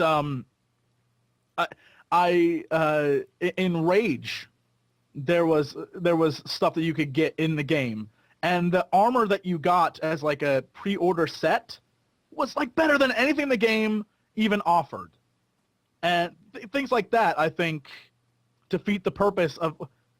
So you're saying that by buying it at a special place, I can cheat the game? Is that like the new way we're going to do it? That's ludicrous. I think it's stupid. They should give away things that enhance how your character looks or fun things you can play with in the game. Mm-hmm. Yeah. Anything that you can buy that changes the game. Was it Modern Warfare 3 that had the under the cap experience boost? XP? Yeah. Yeah, and that like people freaked out about that. That was like a major that advantage. should not exist. Yeah. Yeah. That's a disappointment. Yeah, that was really a major advantage for a while anyway, because in the first few days of any Modern Warfare game, everyone is just grinding their hardest to get to whatever level, and then it obviously evens out after a while because people start prestiging, and so they lose all their crap and they have to get it again, so... But in the first week, yeah, you're damn right it's a problem, because yes, you do get access to some really good stuff. You do gain advantage over other people that way. And you did also mention the darkness there. No, you didn't actually mention the darkness, but I'm about to mention the darkness. Just because, hey, why not? Darkness 2. Hear what you hear. Okay, so Darkness 2 has a limited edition, yeah? A limited edition, which isn't actually limited at all as far as I can tell. It's just a pre-order edition, whereby you get the first 2 Darkness Origins comics in a digital form. I think you get a soundtrack as well. You get an incredibly racist skin for your Darkling called Crazy Abdul. I am not lying here. Yeah, Crazy Abdul. No. Yeah. Oh no. Honeys. Crazy Abdul. And This is what gets Husky smiling. Crazy Abdul, yeah. Cracks his shell. Yeah. Crazy Abdul. Really, anytime people get offended is I'm the guy in the corner who's just like laughing about it. So It's a good I way don't know. to be. I just that name kind of cracks me up. Yeah, it's Crazy Abdul the Darkling, who, funnily enough, had a British accent in the demo. I assume that stays the way. I don't think they got another voice back for him. Oh, that's right. Yeah, and it gives you 2 bonuses, in fact. 2 bonuses. One of them is you gain a health bonus from eating people's hearts, and the other one is you can find items in the world. You can find relics. It's called Relic Hunter or whatever. It tells you where the secrets are, effectively. Now, as far as I can tell, I think those just might be early unlocks from the talent tree. But in a single-player game, that really rubs me the wrong way. I can understand early unlocks in a multiplayer game. Okay, cool, but it's like, why am I jumping the gun? Why am I getting the limited edition, which makes the game easier for me? What? I don't want that. That's ridiculous. Yeah. Well, you can choose to have it or not, though. Yeah.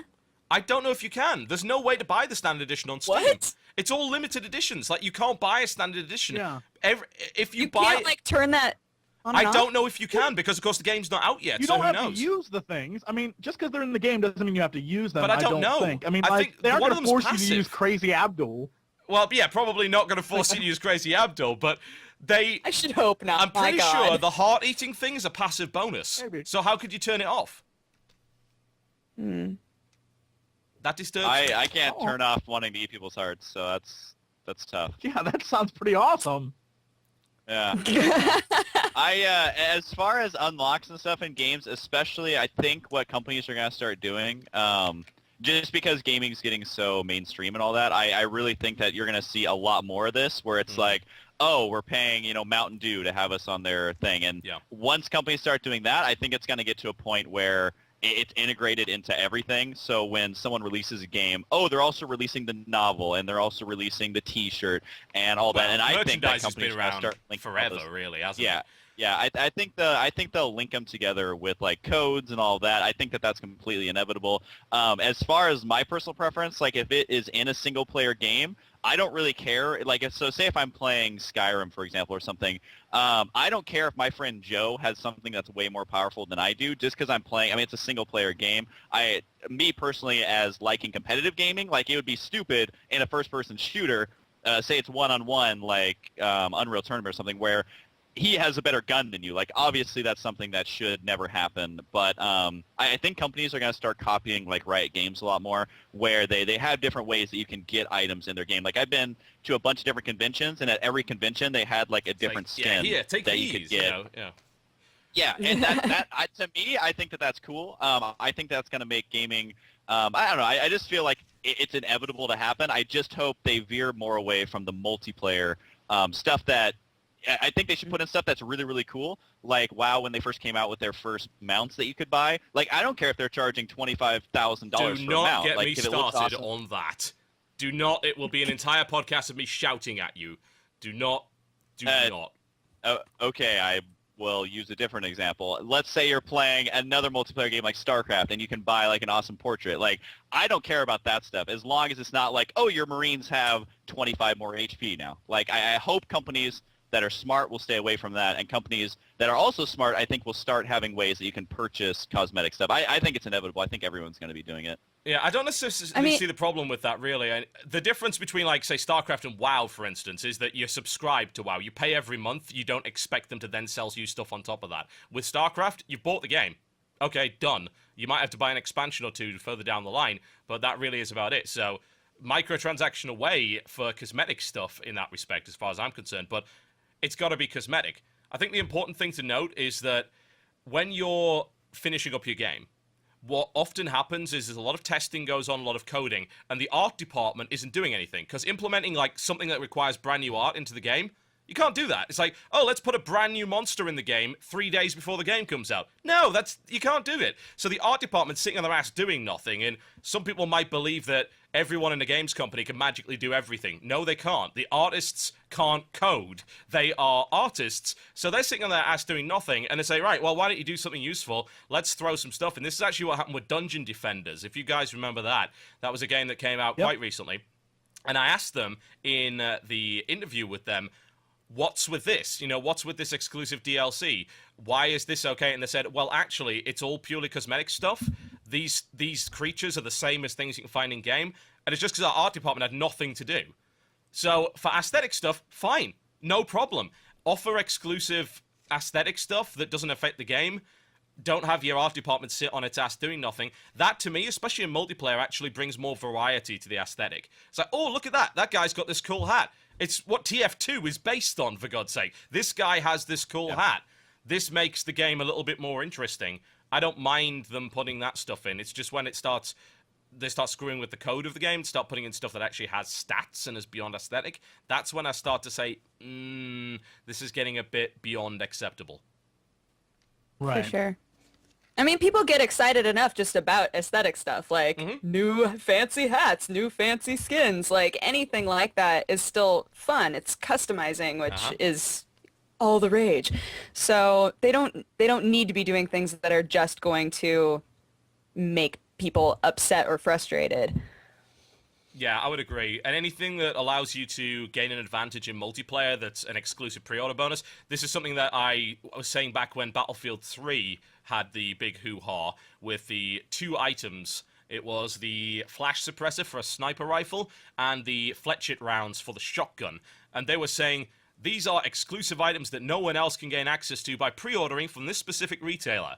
And there was a massive uproar over that, and I was involved in that because I'm like, that's ridiculous. You're going to screw with the balance of a game to get some money from this company or whatever, and they ended up just putting it in the game anyway, and that was fine. They did sort of go back on that and say, okay, we've seen the outcry, we'll make it just a little timed exclusive or whatever, and it won't really matter all that much. So that kind of stuff is dangerous, in my opinion. It really is. And the single-player stuff just doesn't even make any sense. I mean, okay, cool. Unique skin for your Darkling, which someone has told me over Twitter, by the way. Crazy Abdul is a reference to Mad Arab Abdul Ahazred in the Lovecraft Necronomicon.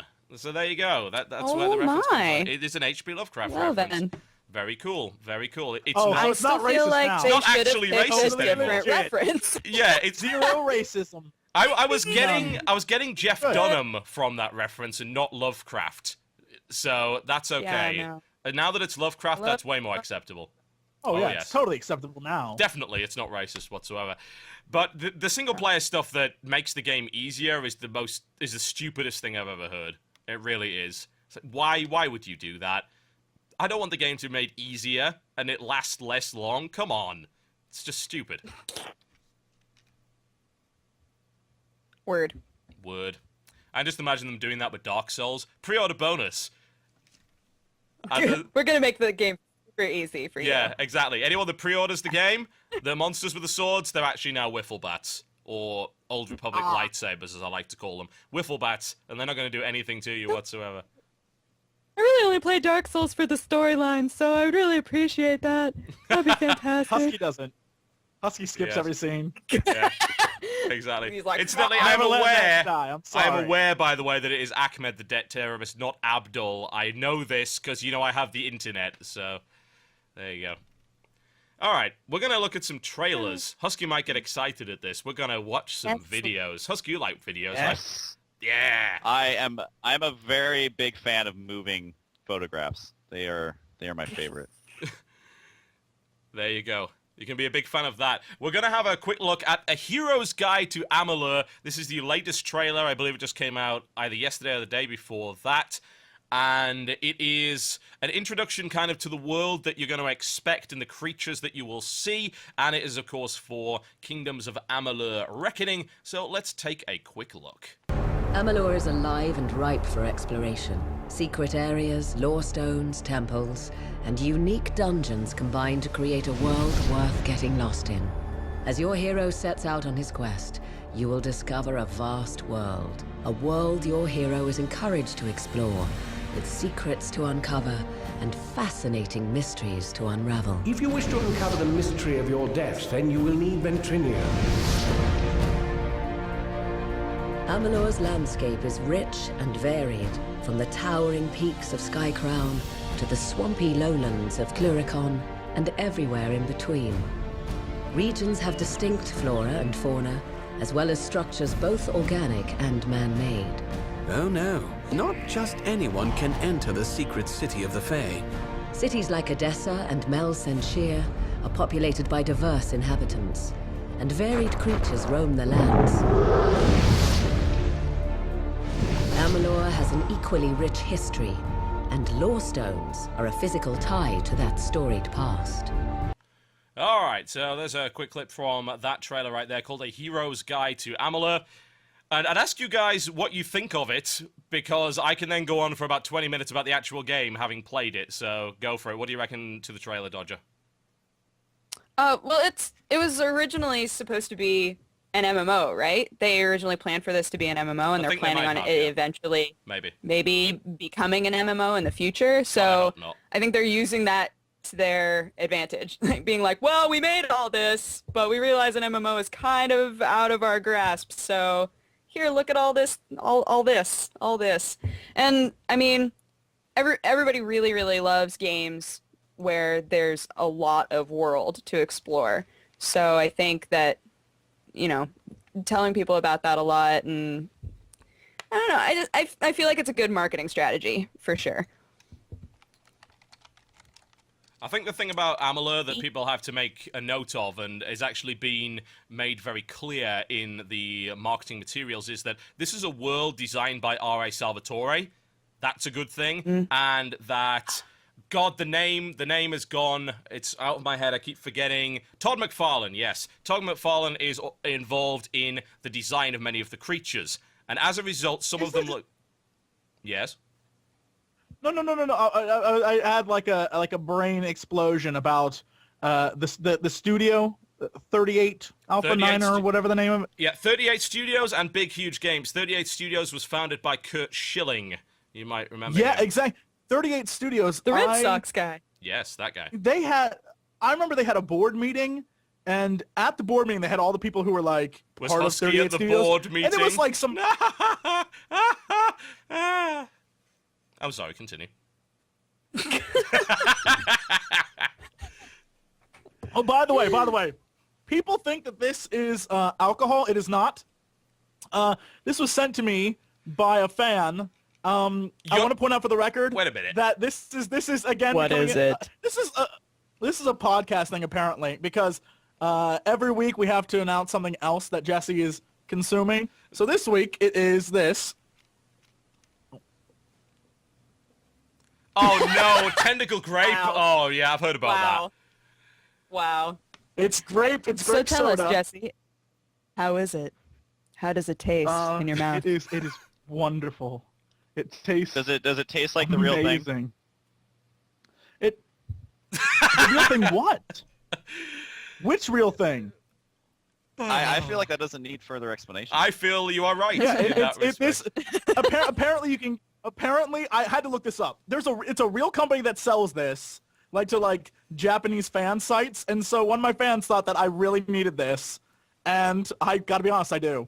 Yeah, exactly. I do. When I look at Jesse, I think stupid otaku that will drink anything that is sent to me in the mail. And as it turns out, I was right. Anything. I accept any gifts. They may end up on here. Oh!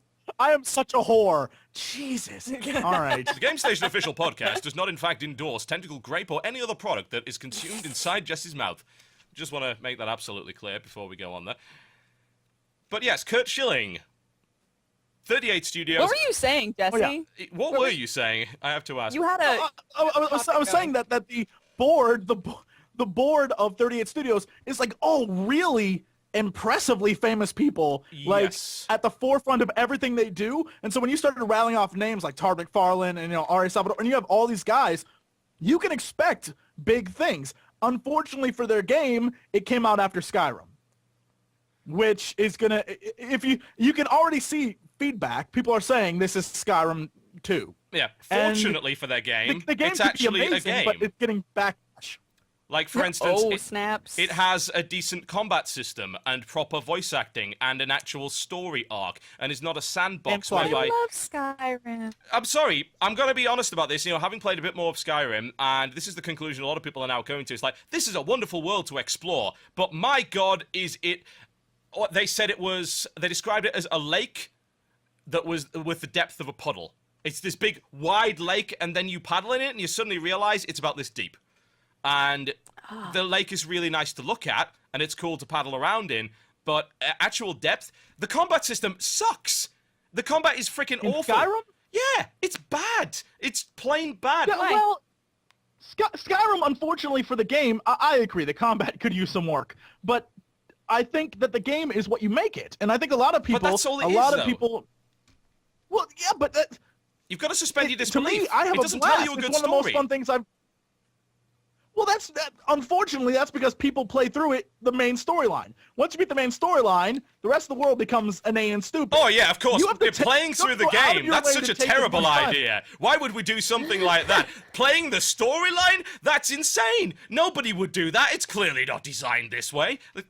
It's the same sodding thing that happened with Oblivion. It's horrible in I that don't respect. know. I love Skyrim. I could play Skyrim any day. So do I.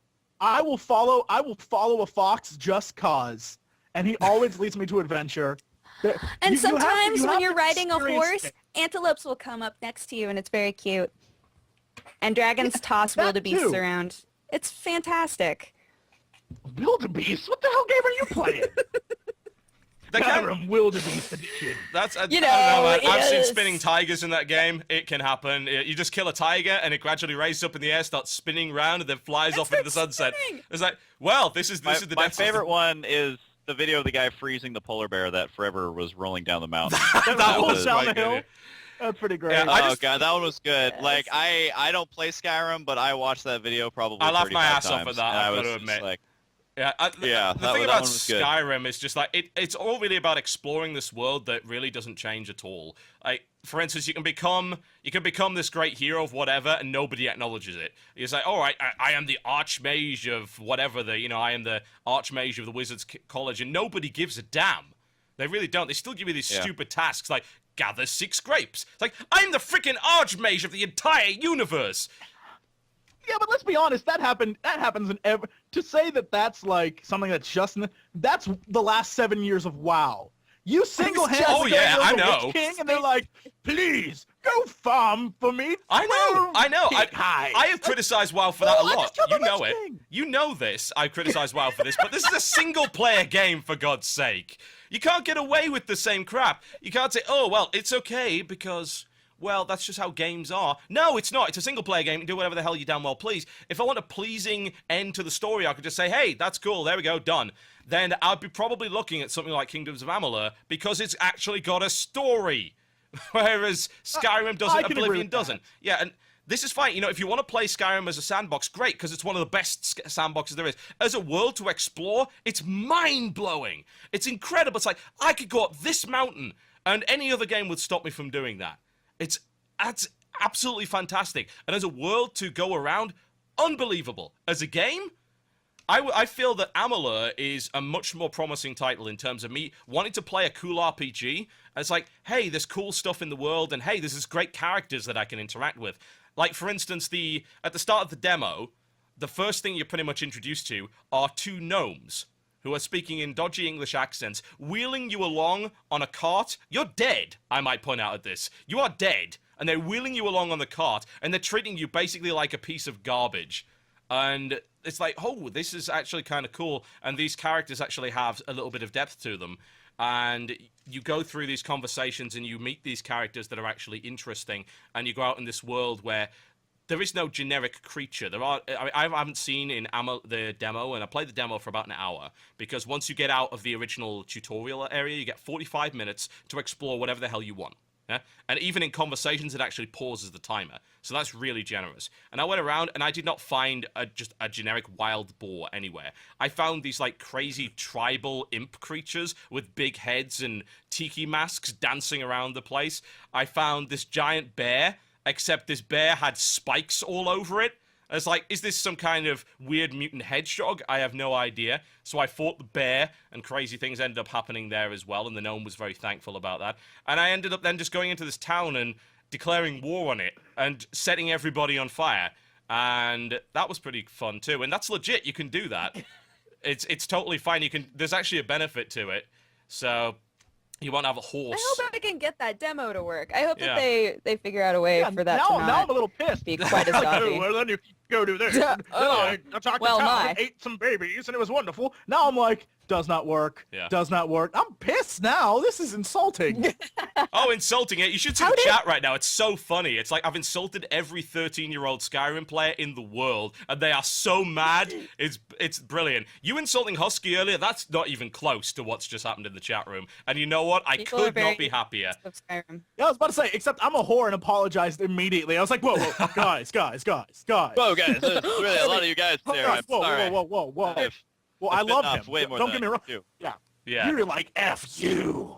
I pretty much was. Skyrim is garbage. Yeah, I've even got people on Twitter telling piss me, on it's like, Skyrim. someone says, Skyrim is the single-player fantasy equivalent of Eve's massively multiplayer sci-fi, a sandbox, not a roller coaster. Except nothing changes in Skyrim, and yet everything changes in Eve when you do something. You've seen the trailers for Eve. It's like the whole butterfly effect trailer they had. It's like, you run into these guys, and you end up taking part in this battle. That forever changes the way the universe is. Nothing changes in Skyrim. It's, again, just all cardboard scenery, and it's always been that way with Elder Scrolls games, and that's fine. Just don't treat them as anything more than they are, you know? And that's why we come back to the original point that saying, oh, well, Skyrim's out, so Amalur doesn't matter, is bullshit. because it's a proper RPG with an actual story and characters which you interact with. It's not a sandbox where you just like, I'm gonna climb this mountain, and that's awesome. But Well, I mean, they need to market it well, and I think that part of their marketing is going to be the people that are involved and the designers and the writers that they have. Like, that's going to be a really good part of it. But otherwise, people are going to look at it and say, "Another one, really?"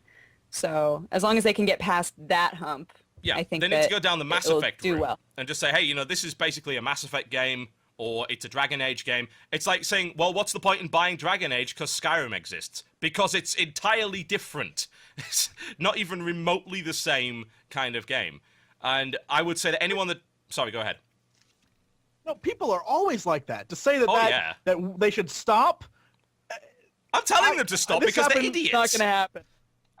This at least I can say that I stood up for that, You mentioned it doesn't matter what game you're talking about. It can be an MMO, anything. You mentioned, for example, like if you say World of Warcraft now while talking about MMOs, you either get like best game ever, every other game sucks, or you get like that game's garbage. It was old 5 years ago.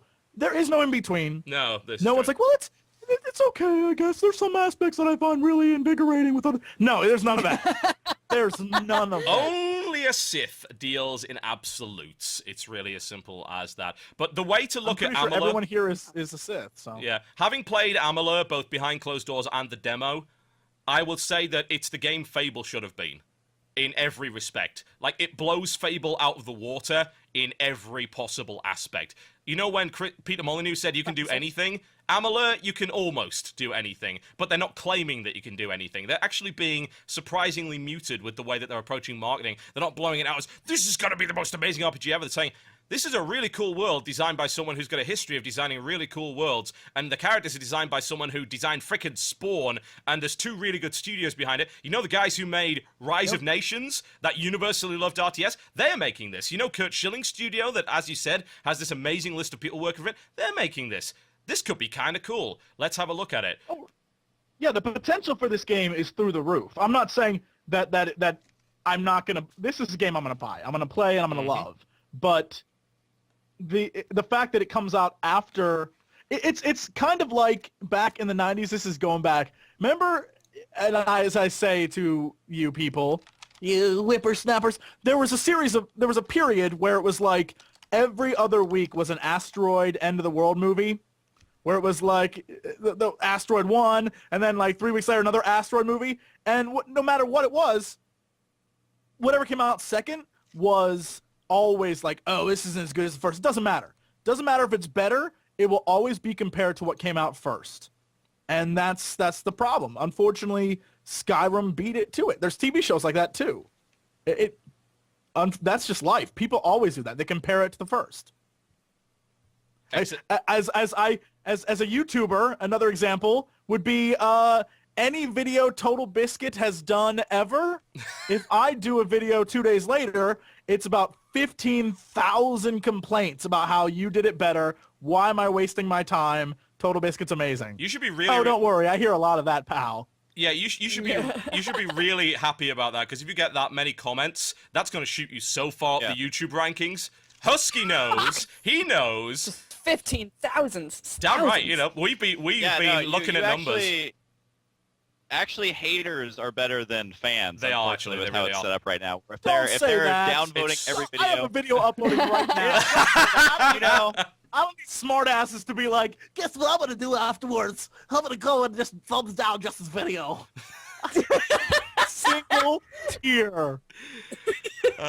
Well, they should be tears of happiness, because usually haters are they're gonna watch every video, they're gonna vote it down, they're gonna comment so while much. a normal fan, bless their hearts, they're awesome, and that's why we're here. But they will just watch the video and they'll be happy with it for the most part. So if you get a video like, why do you think like if Rebecca Black were to re-release Friday again, boom, it's immediately going to be on the homepage because everyone's like, oh, we better bury this under 25 million comments and 17 trillion thumbs down. Oh, wait, now everyone sees it. Yeah, because exactly. every time you rate a video, yeah, because the it algorithm spreads it even more. Exactly. Yeah, that's how the algorithm works. I mean, it's mostly like shrouded in mystery, but in reality, having lots of comments pushes you high up the YouTube rankings, makes you more likely to get to a category front page or the actual front page. There you go. That's tips for aspiring YouTubers right there. You want to know why people I beg was for just gonna likes say, and how did we favorites? get on this topic? Yeah, it's like, you want to know why people beg for likes and favorites? That is why. It's like, favorite, thumbs up, comment. That's why they do it, because it makes them more money. And that's cool. That's how the system works. If you don't exploit the system, you're an idiot. Anyway, let's talk about more exploitation in the form of Call of Duty. Because, don't tell me that segue wasn't amazing. Call of Duty Elite... Speaking of idiots, Call of Duty. Exactly. It's okay. I can take the rage away from me now by making a reference to something that's even more anger-inducing, that being Call of Duty. Call of Duty Elite, the system, the service whereby you sign up for it, you get a bunch of rankings, you can enter tournaments, you get what are called map drops, supposedly. These map drops are coming in, and it's a season of content which is going to contain 20 new multiplayer maps, Spec Ops missions, and more, and you get this stuff as a result of signing up to Call of Duty Elite. The first map drop consists of 2 maps, Liberation and Piazza, and the guy talking about it is the guy from The Daily Show. So we're gonna watch a little bit of that right now. So here we go. After a long day of hunting down campers, there's nothing like a nice stroll in the park to clear your head. Especially if that park is brimming with high-caliber weaponry, like the one in this Liberation map, just released to my elite brethren. All the long lines of sight you snipers could ever want. And acres of lush tree cover for you running gunners. There's even a tunnel under the whole thing, for those of you who prefer your destruction subterranean. Or maybe you fancy some fresh sea air, tiny winding streets, and noobs drunk on adrenaline and cheap wine. Just visit the Italian seaside, courtesy of the new Piazza map. It has all the charms of old world Italy. Quaint villages, cobblestone streets, the serene sounds of close combat firefights, and the death cries of your enemies. Ah! It even has a winery. Until next time, arrivederci, bitches. Nut up, join up, elite.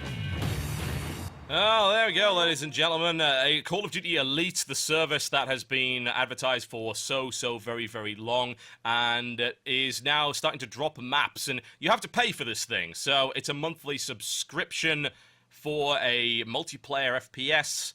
Not exactly what I'd call usual. Jesse, you're looking angry. I don't even know what to say. I think this is ridiculous, but if there's a way to make money off stuff, people will do it. The monthly fee is what gets me. Like is there more coming down the line? I don't understand the service. Yes, there's more coming down the line. Like every month, there is they're calling it the content calendar. Every single month this year has got something in it.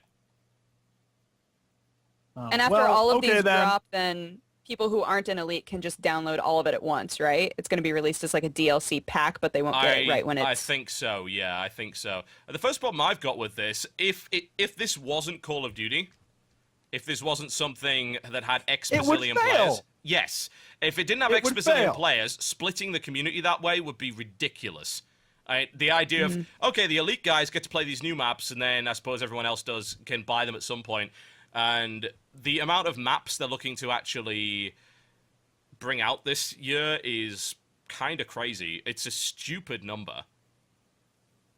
Well, I mean, it's that idea that I think this goes with selling stuff, or not selling, but offering things with your game in order to entice people to buy it at certain places. This is all, like I said at the beginning, somewhere some dudes in suits are sitting in a ballroom planning how to steal your money with stupid-ass gimmicks like this. This is a gimmick, is what this is. This is a gimmick, and I hate gimmicks. I hate them so much. I hated it when Blizzard was doing it with, like, you know, buy our panda, right? Like, I hate that. Yep. I can't stand any of it. I don't know. I'm kind That's of how I torn on feel. it because I mean, the games that I enjoy are the ones that have tons of replay value and longevity. So I think there's just a disconnect between people who like that and people who are okay with a new version of a game coming out every year. Like, I just don't get that, because even in first-person shooters, I mean, I loved Counter-Strike, and I still think have only released, like, 2 real Counter-Strikes, and then they had that one that was kind of a joke and no one actually played it. They tried to make single-player, whatever. And I think they're working on, CSGO right now. And that's only 3 games over the span of since, like, I was in high school. So I always try and understand the other person's perspective, where they obviously like this game and they obviously want to play it a lot and they are okay with buying it a lot. So I think that they just know their demographic a lot more than people give them credit for, because I bought the new, whatever the newest Modern Warfare was, like, what's the newest one? I don't even remember. Is it Modern Warfare 3? Yeah. So I bought that and I played it for like 10 minutes and I'm like, well, there's nothing new here. I feel like I'm playing a game that's 10 years old. Like, everything's identical, etc. So me personally, I didn't enjoy it, but there's obviously a big following that enjoys that stuff. And also, like, when it comes to RTSs, they usually give you the tools to make your own maps. And so unless someone's making a ridiculously awesome map, like, people aren't going to pay for it. And so, again, I think there's a disconnect where FPS players are now used to paying for maps, because FPS maps are much more difficult to make on your own, even back in Counter-Strike and stuff. So I'm kind of torn on this. Like, to us, it feels like a gimmick, but to the guy who's playing Modern Warfare 3, like, is he pissed off about it, or is he actually just going to buy into it? Like, I feel like they know their demographic very well, and us looking in to the box of all the Modern Warfare and all that players, we're like, oh, that's a gimmick, But I mean, if they're enjoying the game, I mean, they're going to pay for it. And if they're super pissed off, then go play Counter-Strike, because they don't gimmick you. So I don't know. Looking in, I think it's easy to be like, oh, that's stupid. But at the same time, are they pissed off? And if so, why is it selling that much? Because there's other FPSs out there that I think are a lot more fun. Let's talk about inside the box. If StarCraft 2, if Blizzard were to say, we are going to release, 20 maps, but you have to pay extra for them. They're not part of the expansion. It's just something we're going to release. They couldn't do it. They straight up couldn't do it. I don't think they'd be able to pull it off. Well, they can't, because there's a Galaxy editor. The fact of the matter is, there is a means I was just to gonna make say, maps there's within it.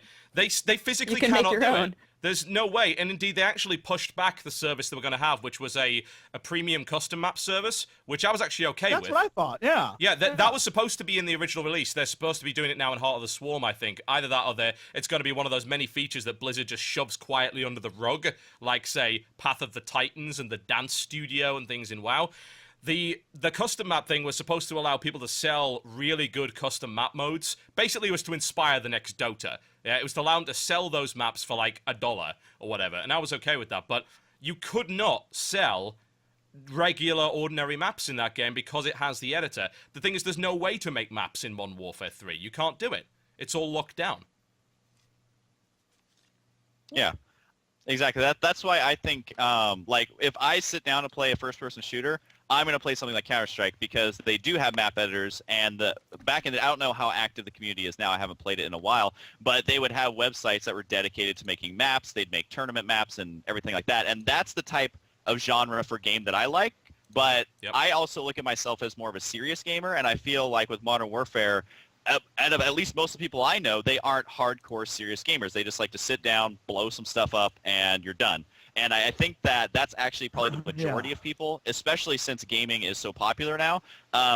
Just visit a college dormitory. Like 5 years ago, you're not going to see the amount of people that you see now playing just a ridiculous amount of games. So I think that they're really smart to do stuff like this, because I think that their demographic isn't the type that's going to be like, well, this is dumb, and just stop competing. Because like in StarCraft, for example, if they did do something like this, I think the players and the fans are smart enough to be like, well, this is like killing esports, which is something that people say a lot as a joke. But it would. But you don't have that with Modern Warfare, where it's like, oh, you're trying for a map, this kills esports. I think it's just two completely different demographics. So I'm always not sure what to think about it, because the people are buying it, and so if they're getting gimmicked to death, it's kind of their own fault. Like, there's a lot of other options out there, and they seem to be okay with it.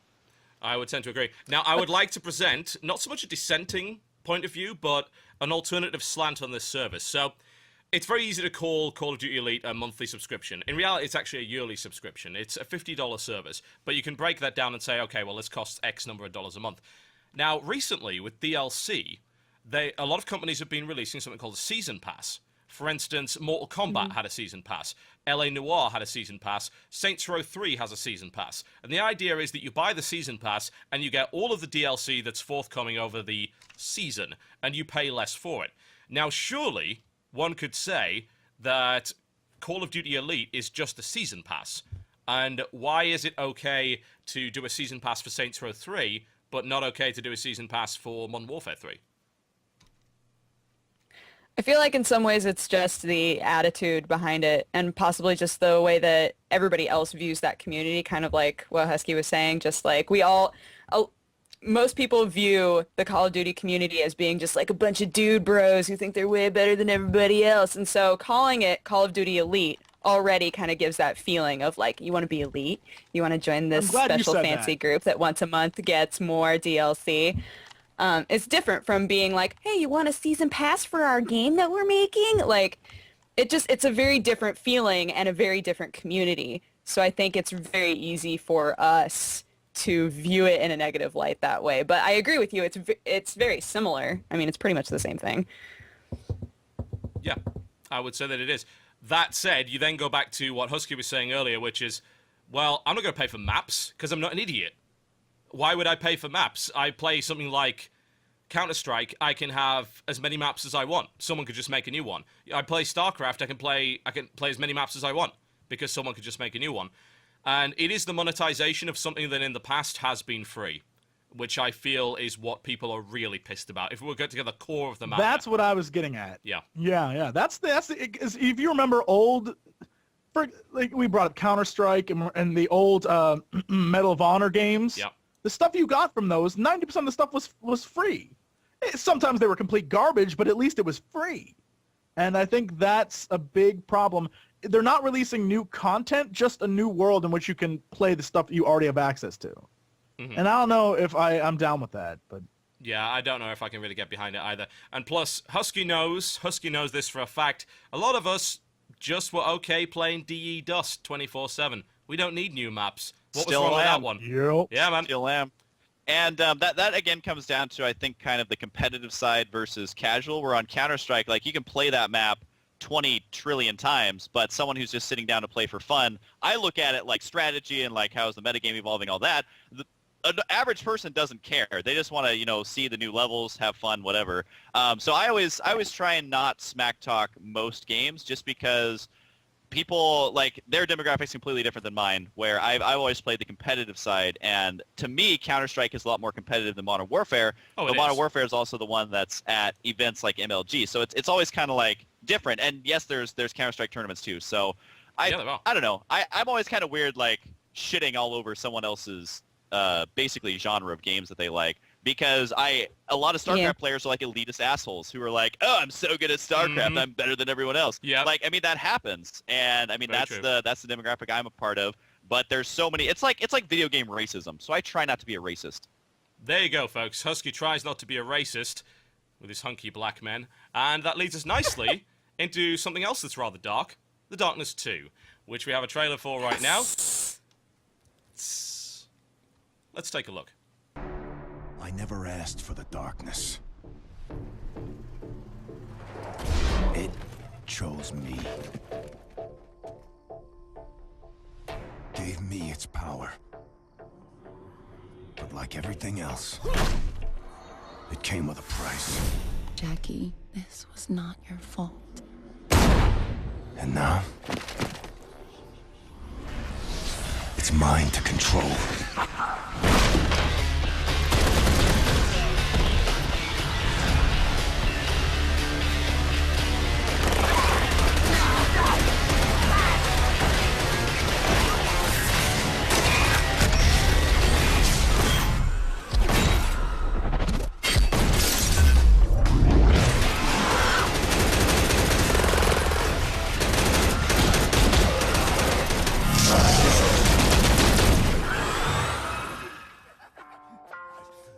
We've come for the darkness, Jackie. Give it to us! You want it? Come and get it.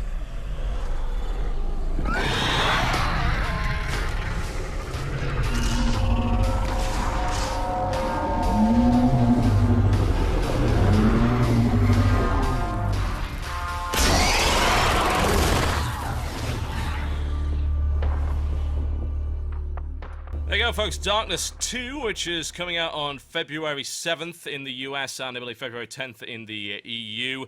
Out for 360, PlayStation 3, and PC. We talked a little bit about the pre-order nonsense with it, but have any of you had the chance to play the demo yet, which has been out on PC probably for the last 4 or 5 days now and out on console? Jesse, that's a no. Is it out? It is. Nope. I won't. There you go. I'm making a note. Yeah. Did you guys notice that on that video it says not actual game footage on the bottom Yes. of that They've got to video? say that now, even though it's obvious. I was like, okay. But then there are the people who put at the bottom, this is actual game footage now too. So. Well, the thing is, you've got to do Yeah, that that's because true. there were so many scandals back in the day where you could present something that obviously wasn't game footage, but you didn't mention that, and people got all hyped up. It's like, this is game footage, especially on next-gen consoles, because no one had any idea what the benchmark was, so they didn't know what it was capable of. So it's like, was it MotorStorm? Yeah. Wasn't that the big scam with MotorStorm on the PS3 originally, where they just ended up showing CG footage, and they didn't qualify it by saying this isn't real. So people thought the PS3 was much more powerful than it actually was. But I have played the Darkness 2 demo, so I can say a few things about it, certainly. More to the point, did anyone play the original on the Xbox and the PS3? That's a no from Jesse. I played some of it, and I remember really liking it. And this one, just watching the trailers, I've been really excited about this game. And when I can't remember what convention we were at, but we weren't allowed to play it, but we could watch somebody else play it. And just watching him having to control all of the different elements. This is gonna break my brain. I'm really excited to play it, but I remember watching that. I remember watching that, and for the first time, I was like, "That's a console game that your brain is having to think about a lot of different things." Wait, this is kind of a bad reference, and I know everyone hates the movie, but I just saw Green Lantern for the first time last night, and all right.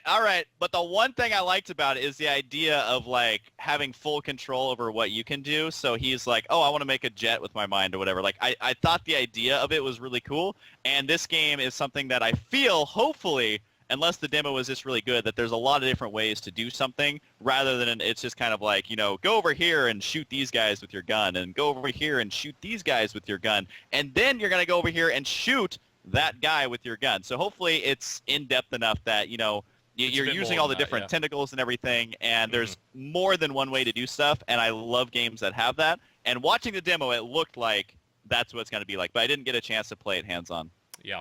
Well, what I can tell you for a fact is, having played the demo, so the first problem I've got as a PC gamer is the FOV is 75. Ah! I'm sorry, that makes me mad. It makes me mad. FOV is 75, so angry. my field of view is basically kind of like this. Like, I can't see anything. It's not the worst ever, because 55 is the worst I've played. That was Modern Warfare 2. Oh, that made me sick. 75 is borderline what I can accept. I do hope they put an FOV slider in for the final release. That demo is about 4 months old, by the way. That's actually 2 press demos cut together. It's the same demo that you will have seen at the conventions you've been to, but you get to play it, and they just smushed them both together so you can actually go through it. The combat is sufficiently varied. They've got something in it they call quad wield. You don't see an awful lot of that in the demo, but you do get the ability to get darkness guns, like in the original. You had the darkness-infused guns. You can hold 2 guns, and then 2 more guns coming out of your shoulders. So, yeah, there is quad wield. The only time I think that's been done before is MDK2 with the... I don't know if any of you played that game. You get to play a dog called Max that has 4 arms, and you run around with 4 different guns. If you haven't played MDK2... That sounds great! Yeah, you've got to do it. I'm pretty sure they're bringing the HD version out. Play. Yeah, I think maybe they already have brought out MDK2 HD. Go play that. It's really good and really hard. Whatever the case, yeah, you can do that. You can also kind of slash one of your tentacles around and chop people's heads off with it, break stuff. You can grab stuff with one of the other. That's very convenient with your tentacles, indeed. With your delicious grape, darkness-flavored tentacles. You can reach out and touch someone. You can also grab a weapon from over the other side of the room or an object that you couldn't otherwise reach. You can then toss it at somebody if you like. For instance, you grab a street lamp or a traffic pole, whatever the hell you pay the money into. You can throw that at someone and impale them, and you get points for that. So there is quite a lot of combat variety. Do you think that part of the reason that the FOV is so narrow is because you have to control so many things? Like they thought that they were going to be helping you out? Maybe. I certainly hope not. That's true, yeah. Most of the time... Focus what you're attacking. Yeah, I hope that's not the case. Yeah. FOV at the moment is really a trick used by a lot of console developers to make the game render less. Because consoles are obviously pretty old and they can't keep up with things these days, which is why you get that. Plus, it's sometimes more comfortable if you're far away from a television screen to have a narrower field of view. But on PC, it can make you feel sick. But whatever the case, the FOV is kind of a minor thing. The combat I found pretty enjoyable. I think they overdid the whole darkness and light thing. Dodger, you've played the original, so you knew that when you go anywhere near a light source, your darkness tentacles kind of retreat and you're forced to... they like... Yeah, it's like, we don't like it. But in this game, they've dialed that up to 11. You go anywhere near a light source, not only do the tentacles disappear, but you are basically blind. You can't hear anything. What? Yeah, absolutely. You can't hear anything. You can barely do anything.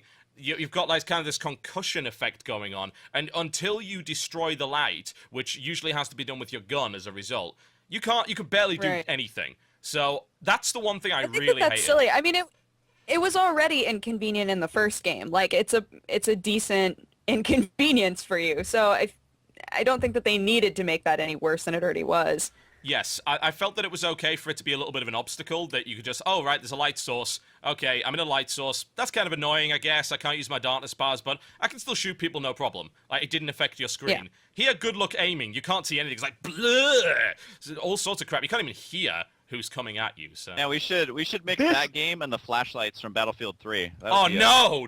Fun experience. God, no! Oh...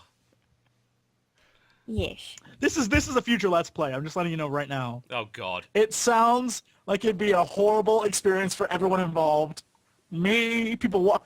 It's amazing. I am excited. And tentacles? Please. Yes. That's just jokes waiting to happen. Jesse walks into another light source. Tentacles. Everyone screams at the screen. It's like, it was right there! It's like me with puzzle games, man. Oh, yeah. I'm excited. I'm excited. That is being downloaded now. Yeah, the demo's available on Steam, and you can also grab it on 360 and PlayStation 3 if you're into that kind of thing. The game is coming out fairly shortly, as I mentioned before. Good. Priorities in order, I see. That's excellent. And the game also contains a 4-player co-op mode that can also be played solo called Vendettas, and one of the characters in that is an angry Glaswegian in a kilt with a giant axe. Just want to put that out there. What? Yes. Yes. I approve. Every game, every co-op game needs an angry Scotsman, and if it doesn't have it, it's probably not that great. We're going to take a break, because we've been nattering on for the last hour and a half. When we come back, we're going to be going... Don't be so excited! God damn it, I can get away from you people! Yes! Success! We're going to be right back. I need the break. I don't blame you. We're going to be right back very shortly. We're going to be talking about the latest videos out on the Game Station this week, and then we might go into our... what we like to call our user-generated topics that the hosts brought along with them. Dodger is ready to go. She's on the marks. She's immediately about to dash. We'll be right back, folks. You're listening to the Game Station podcast. Oh, damn it. What the hell are you doing, I have to ask? Like I said, unmuting Skype in 3, 2, 1. What do I hear? And all of a sudden it's like... There's like a badger trying to claw its way through the floor. What the hell? I was crossing something out on my little notepaper, and then I accidentally made a huge mark on my table. It's fine. Never mind. No big. Never mind. Yeah, so just to confirm, for those watching live, this will not be an issue on the VOD. Yeah, the trailer videos are for some reason dropping frames for no reason, like it's lagging, so we don't really know why that is. Yes, we'll be talking about that soon. We are sorry about that. We don't know why it's causing that to happen, but I'll fix it in post. So yeah, I'll be up till about 4 in the morning fixing that probably.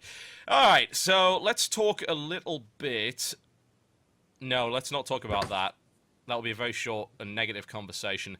We can talk... Oh, good. We're seeing some emotion here from Husky for the first time in this podcast. So, I just want to ask Husky what the hell just happened with his microphone, because I can't hear it. I was gonna say. Are we back? Oh, there you are. Back? Yes, Husky, we're back. Okay. We've been back for the last Apparently, minute. my cable is getting more and more wore down. But what I was trying to say in my own room by myself where no one was listening to me is that I'm very good at conserving energy. So once it gets to something that I care about, I will be talking for hours. But like at an MLG, for example, I just sit in the corner and I'm like, for the whole time, and then I'm on screen, I'm like, bah! That was probably really loud, but yeah, that's what I do. I don't know what was that one there, TB? That was a Forge World catalog. It's where you spend a lot of money on stupid plastic toys. It's pretty cool.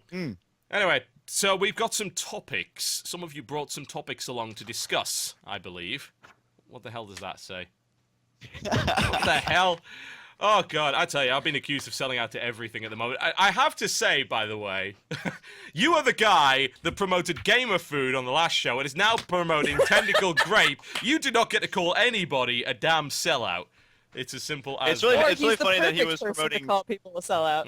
Yes, he's got a lot of experience in the matter. He's an expert. I like the fact that somewhere on film there's now TotalBiscuit going, you're promoting Tentacle Grape. Just someone... Well, I think we've got an outro for this pod. It's lenticle. Come on, if you're going to sell it, you at least got to say it right. Oh, my, oh, my. So topics, video games might be involved. Dodger, your topic for today, please.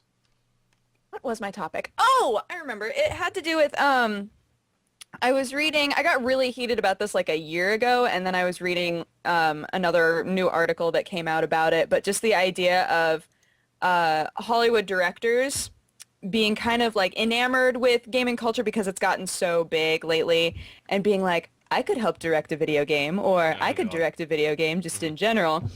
And some people feel very strongly like, I wouldn't direct your movie, you don't direct my game, essentially. And at the same time, I'm wondering if it's that sort of attitude that limits like all of these different art forms and media forms coming together and kind of understanding each other better. So I was just wondering how you guys feel about that, whether or not directors, even if it's just based on which director it is, if they should feel kind of ostracized from the gaming world or not. Go Husky.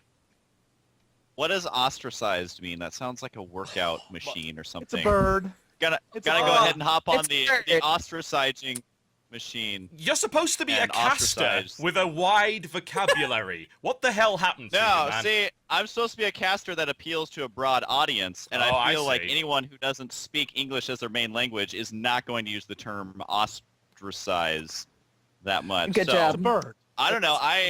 I really liked the Doom movie, and it was horror bad. So, I mean, if they want to make more and more video game movies that I can get for $1.25 on Netflix or not Netflix, but Redbox, I'm down. I think people get offended way too easily, and if someone wants to invest $150 million to make a Minecraft movie, I'm going to see it just to laugh at it. So, I am all for it. I think the more attention that gaming gets, the better. But how do you feel about, like, say, Guillermo del Toro has tried to get involved in, like, directing video games. And sometimes people are like, you're a movie director, get out of here. How do you feel about that, sir? About movies coming over to games rather than games going over to movies? I think that is how money works, and those old school big dogs are going to do it regardless. And the fact that gaming's big enough that all these, mainstream guys are like, oh, yeah, I got to do that to make some more money. I mean, I think it's a good sign. I'm not going to be a little butthurt Nancy. If nothing else, I will try and make a better movie than what they can make. So, I don't know. I think it's going to happen, and I think that gaming, it's getting big enough that these are like new world problems. It's like, oh, I don't know which smartphone to pick from because there's just so many. Well, now it's kind of like, well, now you can't make a video game movie because, or direct a video game because I don't like you because you didn't play video games when you were 8 years old. So I think that the bigger the stuff gets, you're going to see this more and more. Some people get it right, and some people are going to fail. So To me, it's kind of like a New World problem to just be like, no, you can't spend $150 million in gaming, or make your own game or whatever. I don't know. You have a fair point there, honestly. It's like, if you're going to get involved in a game and make a game and it sucks, I don't care because I don't have to play it. As long as you're not diverting development resources away from something that might be good. I think the problem is that when they get to meddle in an existing project, let's say, for instance, Yes. Mass Effect 3, M. Night Shyamalan comes in to start writing the plot for that. Now, please do not tell me that people wouldn't get pissed off at the very idea of this. Shepard was dead the entire time. Basically, if you wanted to have M. Light Shyamalan the game, it would be Fahrenheit, aka Indigo Prophecy. Anyone that's played that game, yeah, you know what it's about. Or maybe you don't. And that's accurate because the dog ate the script halfway through. All a dream. Old women of the internet. Don't even ask. That sounds awesome. I would play that. It's for the first half. You've heard of Heavy Rain, right? Everyone's heard of Heavy Rain. So the guys who made Heavy Rain made a predecessor to Heavy Rain, which is quite similar to Heavy Rain, only more batshit crazy, by the name of Fahrenheit, or Indigo Prophecy, as it was called, I believe, in the States. And that game started off really well. Like, it's like, oh, look at all these things you can do. You had to be very careful with what you did. There were some really great tense moments. And then the game went nuts. It's when you started doing this flying Neo-style fighting with imaginary giant cockroaches that you stopped taking the game seriously. Holy shit, why am I not playing this Why have you not Let's Played Right? this? That's how I feel. There we go. That's Jesse Cox's new series will be Let's Play Fahrenheit. You must fight flying cockroaches Neo style. You have sold the game. You're. I know in your mind you're thinking like, to me you're like, greatest game ever. Wow. Yes. What were we talking about? Anyway, that was off topic. I wouldn't want a Hollywood director getting involved in a major capacity. I think that it's okay to bring in people from other mediums as long as their role is specifically defined. If we were to go back to Kingdoms of Amalur for a second, R.A. Salvatore, the mistake that could have been made there, I feel, was to give him the task of writing a script. Because, like, you're a writer, you should write the script.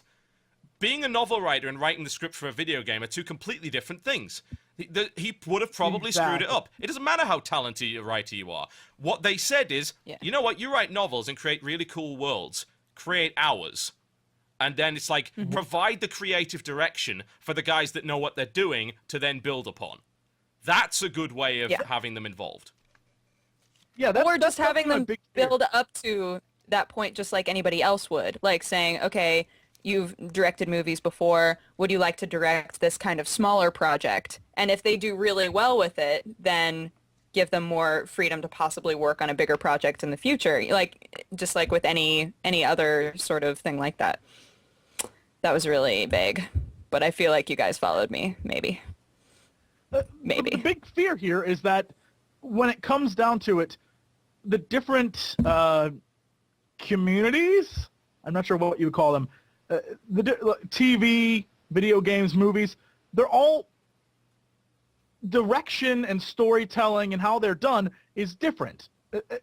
Even books, for example, they're all different, and I don't see the transition of someone who goes from movies to games or guys who go from like music videos to TV. Like, you always can tell where that director came from originally based on how they do stuff. Where if you're a music video, you have a lot of quick cuts and edits and change.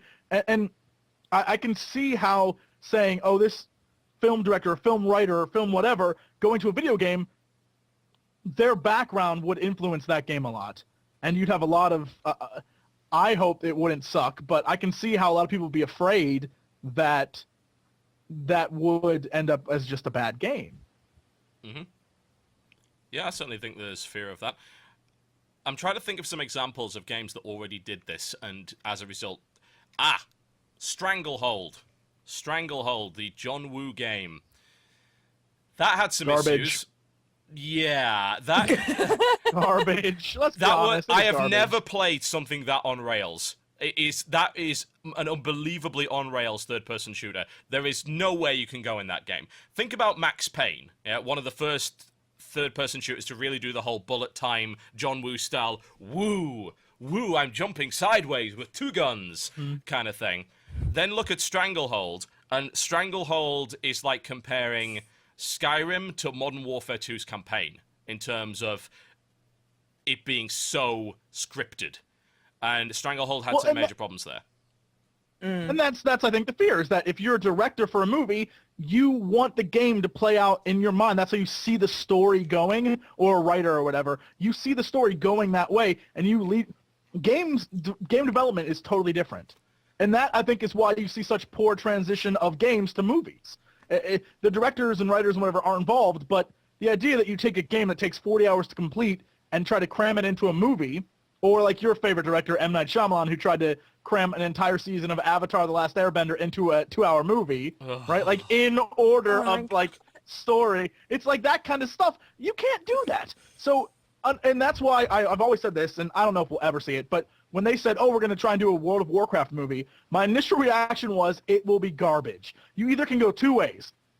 One, it focuses on everything. It's like total fan service. The fans will love it, but it will make no money because no one else wants to see it. Or 2, they try to make the movie open to everybody, and then no one likes it because it's so vague and stupid and garbage.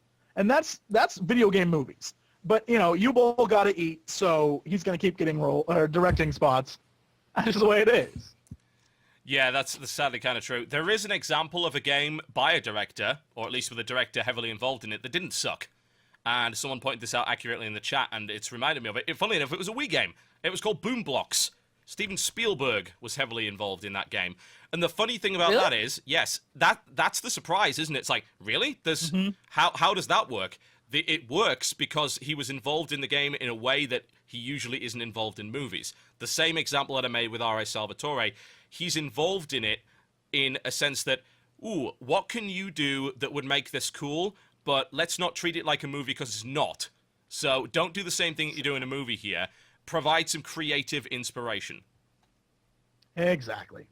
And that's actually a really More fun of like game. a framework or an it has outline. like, yeah, it's like square sheep and like weird like voodoo man. It's a really fun game. That's one of the few Wii games that I actually enjoy. Boom Blocks is really again, good. it's a party game. Yeah. Yeah, it's a party game though, like all Wii games, but it's fun. Very, very true. Is Husky alive? I just want to check that his webcam hasn't frozen. He's been I still got a pulse. The most serious face I've ever seen. Yeah, I was laughing on the inside. You guys can't tell, but I was laughing on the inside at all the chat. Where it'll literally be like, it's for all of us. Where it'll be like, we'll just use Jesse for example. I mean, just throwing it out there. Well, it'll be like, Jesse is the stupidest person in the world, and then immediately right below it is, oh my God, I love Jesse. He's so funny. And I'm just trying to imagine like the difference between these people. Like they say it. My favorite part about haters, I know it's completely off topic, is what they say. It is fact. It is absolute fact in that person's little world, and it cracks me up forever. I will never get over. Like my favorite hate comment is when someone says something as if it's fact, but really it's just opinion. And so that. Sorry to use you as an example, Jesse, but I. No, it's okay. Jesse, do you need another face hug? Here. This is payback for earlier. That's all that was. It's just payback. He's been waiting. He's been waiting 2 hours to get me back. Man. That's okay. It's all right. That's okay. It's the same know exactly problem. what he's talking about. Yeah, it's the same problem with me saying I dislike Skyrim, for instance, and people get mad. It's like, how can you do this? Like what you like. Are they all German? The Germans are How can you do this? Why are you doing this?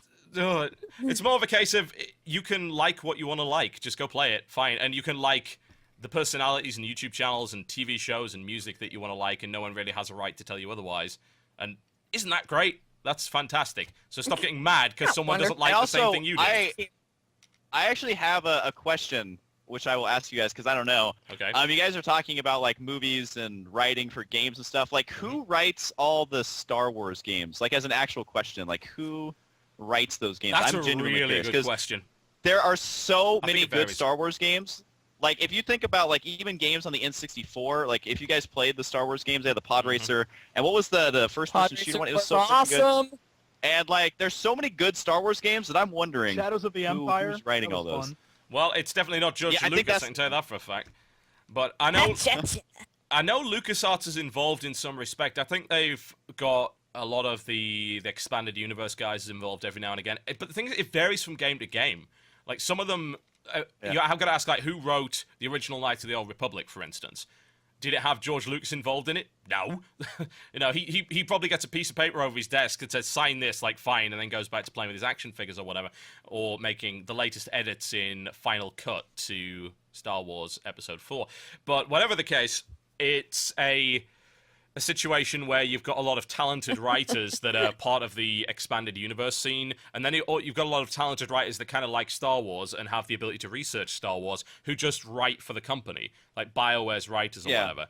But yeah, it really does come down to which game you're talking about. But you're right, there are a lot of really well-written ones. For instance, I think that, and some people are going to get pissed off at this, fantastic, that Knights of the Old Republic 2 has one of the best stories of any Star Wars game I've ever seen. The silence is deafening. Apparently, nobody agrees with it. I didn't play it very much, so I can't really.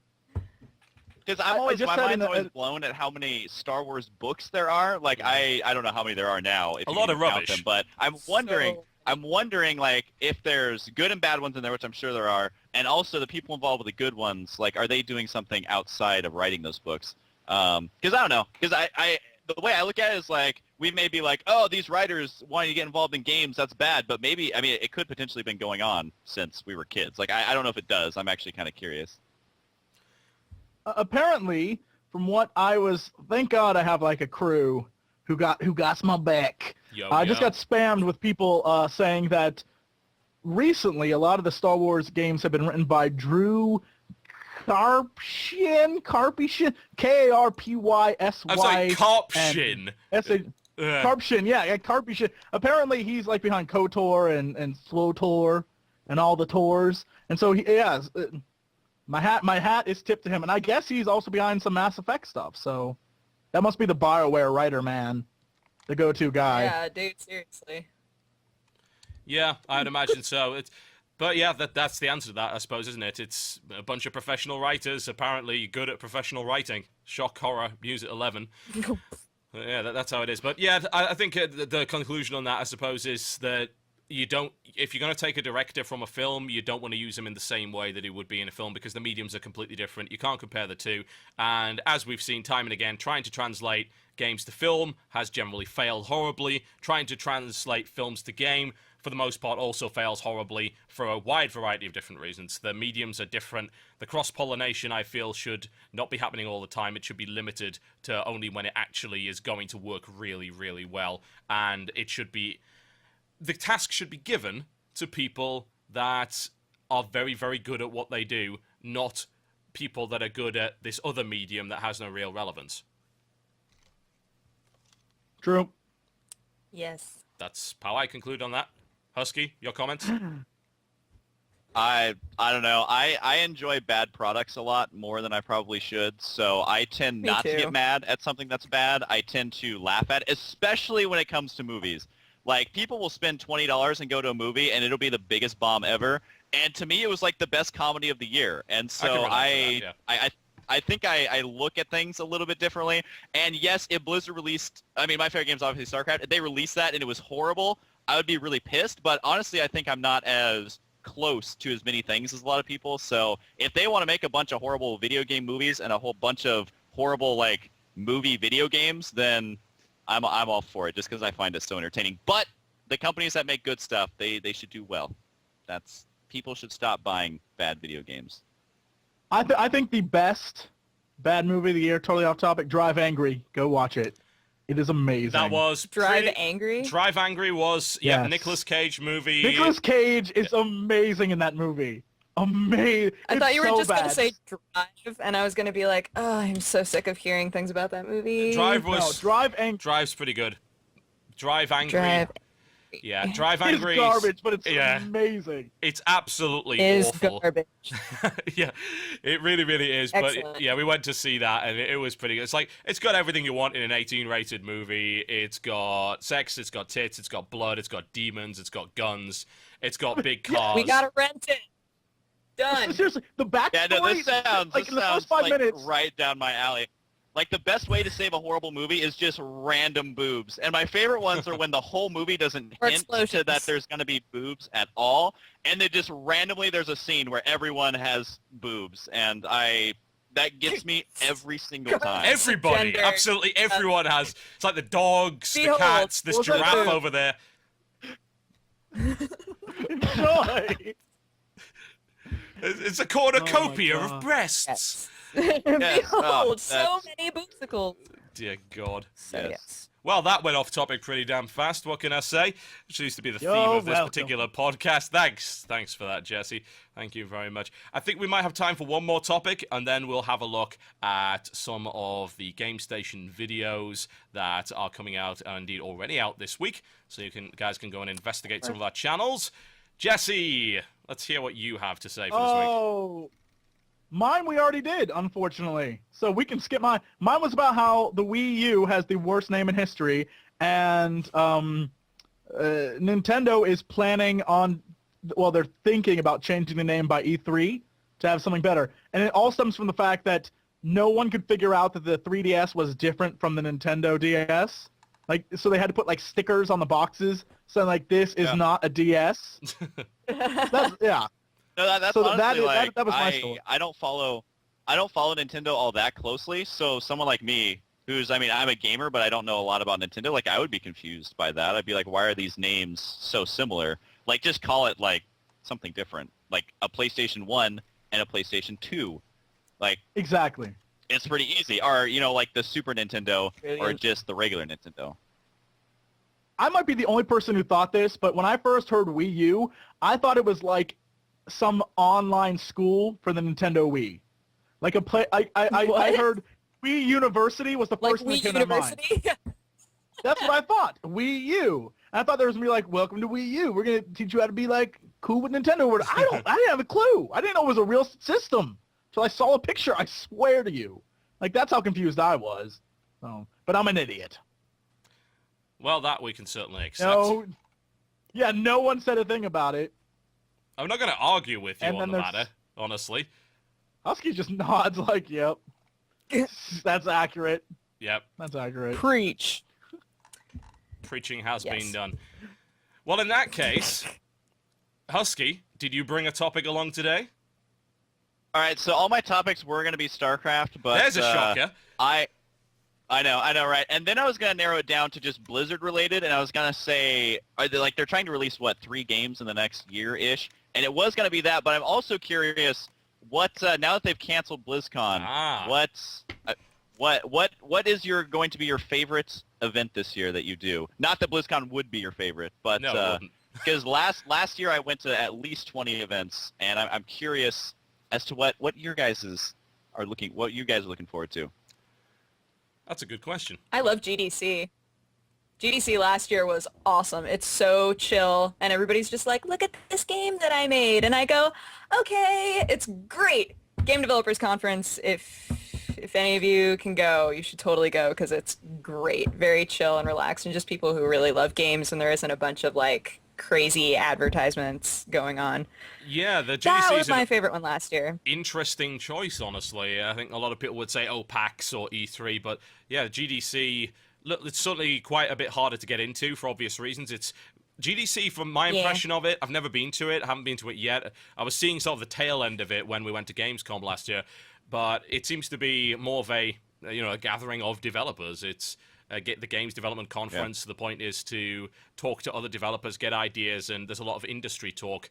Indeed, there was a lot of businessmen actually at the tail end of the GDC in I can't remember the name of the city. I was in Cologne. That was it. Yeah, I was in Germany. Yeah, if I remember. And also, that reminds me of, I've been to E3 and PAX, and someone who sits at home and is watching the coverage, it may seem similar. And there is, of course, a lot of big companies and stuff at both of the events. Yeah. But the difference between E3 and PAX is open to the public, where anyone can buy a ticket. And I've noticed that it's a lot more gamers and a lot more rowdy people. Like the convention itself, it's more fast-paced. It's a lot louder. And then E3, which can be in the exact same building with the same companies there, it's much more quiet. Everyone has a high-def camera, and they're all dressed up. And so I preferred E3 a lot more than PAX, just because, not that PAX is bad, but it's nice as far as E3 is it's more professional, whereas PAX is something where you go if you want to meet a bunch of gamers and like have a crazy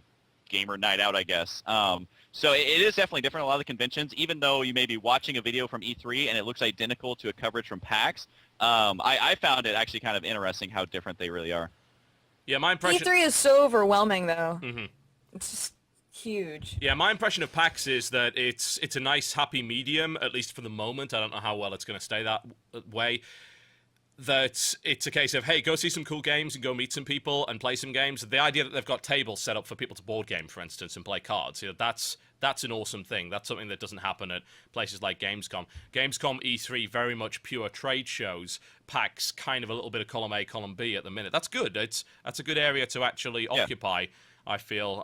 It's a great convention to go to, like, if you have friends or if you want to meet new people. Like, it is such a good convention to go to. Well, that eliminates a lot of gamers. Like, it's a great convention to go to if you've got friends. It's like, well, screw that. Socially awkward penguin walks out the door. You can meet your online guild there. There we go. But, no, I like both in a nutshell. a lot.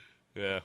Yeah. I think for me it's going to be going to Gamescom again, because Gamescom for us was kind of a watershed for the channel in the idea that we did our first real live video coverage, and we were going in, and we really went in there without a lot of appointments set up. We had maybe like 3 appointments. We had the Torchlight 2 guys, we had Riot for League of Legends Dominion, and we had one other interview schedule, I believe, for End of Nations. And aside from that, we went in there with pretty much nothing, and we went in there and said, right, we're going to try and impress as much as we can and approach all of these different developers and publishers and say, we want to cover your game. This is how we're going to do it.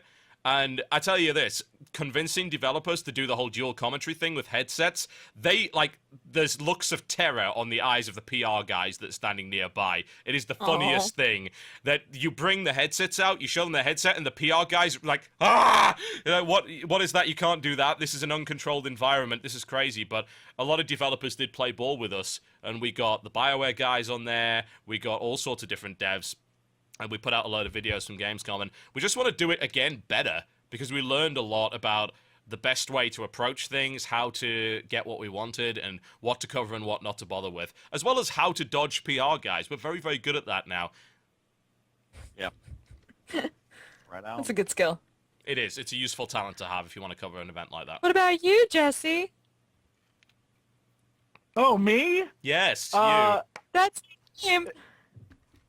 Well, I guess I now know what Husky felt like for the last 2 hours when we were talking about stuff that he was like, I don't even give a damn. I'm playing. Going outside? I'm totally playing. Thanks for asking that question, TotalBiscuit, but I actually don't give a shit. So please continue. Don't mind me. I mean, no. You're all worthless. I am simply being silly. It's like, no, the idea is that I must be like, I don't know, you super important people in your conventions. Here, I'm a broke SOB who I'm like, wow, I would really love to go to that convention. That'd be a lot of fun if I could go there. I don't know any of these. I don't do convention. I know a lot of people in chat were saying they wanted CoxCon. I don't know what would be there. Nothing. It'd be like me and a table. That is. And it'd be like, let's talk about some stuff. Yeah, it'd be at a bar. Like it'd be CoxCon. That's a fairly it's bad already name. In Vegas. It's the Adult Video Awards. Yeah. CoxCon, yes. No, quite. Wait. Could we adjust the question for Jesse to make it so? To make it less socially awkward for him. Fine. Please. Way to go, Husky. Adjust my question. I hope by the end of this that there is some lore out there that Husky and I are like mortal enemies, because it's already in chat. You can see it in chat. They're like, why do they hate each other? I want that to come out of this. It's this again. I hope. I think it makes Yes. I think it makes for a good podcast because if we were all like, oh yeah, TotalBiscuit, you're That's right. great. Oh yeah, Yeah. Dodger, you're right. Oh Skyrim's my the God, best game Todd, ever. You're right too. Oh, I'm Oh my- right. dude, Oh, this shut is so up. much fun. Shut like up. no one would watch it. Stop. Like, Make a fool of Shut himself. your. And the legend is born. There you go. This is our gift to you, world. Run with it. Go. all right, well, No. let's see what the variation that Dodger had planned for this question. Yeah, Doug. So that What he can better variation? suit- better So, suit. if we were to adjust the question for you to be, if you could, now that there is no BlizzCon, save the money to possibly go to BlizzCon and use it to go to another convention that you've never been to but seems interesting, which one would you go to?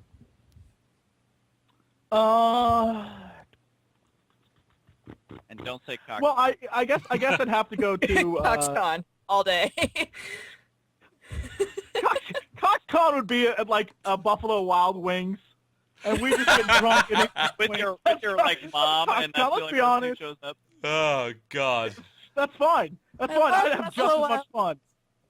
Yeah, let's be honest. I don't need much. Maybe Comic-Con would be fun just because it's such an over the top, like, I see no reason why it's so silly. It just seems like something I'd have to go be It's like, so all many right, well, I did queues. that. If you've ever been to one or even heard about it, it is a lot of standing and a lot of queuing and a lot of smelly. Right. Like, it seems like that's just the thing that I could say, I did that. It's off my list. Right? I feel like I have to just to get it out of the way. So I can say, like, I experienced the smelly awfulness, and I saw some girl who was like, look at me, I'm just as Catwoman. I don't have mental problems. Like, I want to see that. I'm not an attention whore at all. Like, I want to see those things. There we go. All cosplayers attention whores confirmed by Jesse Cox right here. Send your hate mail to @OMFGCatter. That is @OMFGCatter on Twitter. There you go. Nice and easy. For me, I think it's probably going to be PAX. It's all going to be from, like, Husky Fan 246. Yeah. You suck, cock. Hey, Husky Fan 246. I'm making that is account awesome. right now. Yeah, let's just do it right now. Oh. That's it. For me, it's going to be PAX, but there's got to be a proviso that I get to go as a punter and not as coverage. Because I think PAX would be awesome once again just for meeting people and being able to just like sit down and chill. Say, hey, it's a table. Let's get out some Magic the Gathering and just play, you know, and just play board games and kind of embrace what gaming's all about in that it's not just on computers. Because I love board games, I love card games, and I like interacting with people in that respect. I think gaming could be really, really social if you do it right. It would just be cool to be able to do that. And I wouldn't be able to do it if I was doing coverage. I'd be 100% of the time doing interviews or doing video coverage and things like that. So, yeah, definitely PAX and definitely as a punter, not as a professional, whatever the hell that means. It makes a huge difference. Mm-hmm. Yes. Yes. Yes. So, Husky, where would you be going?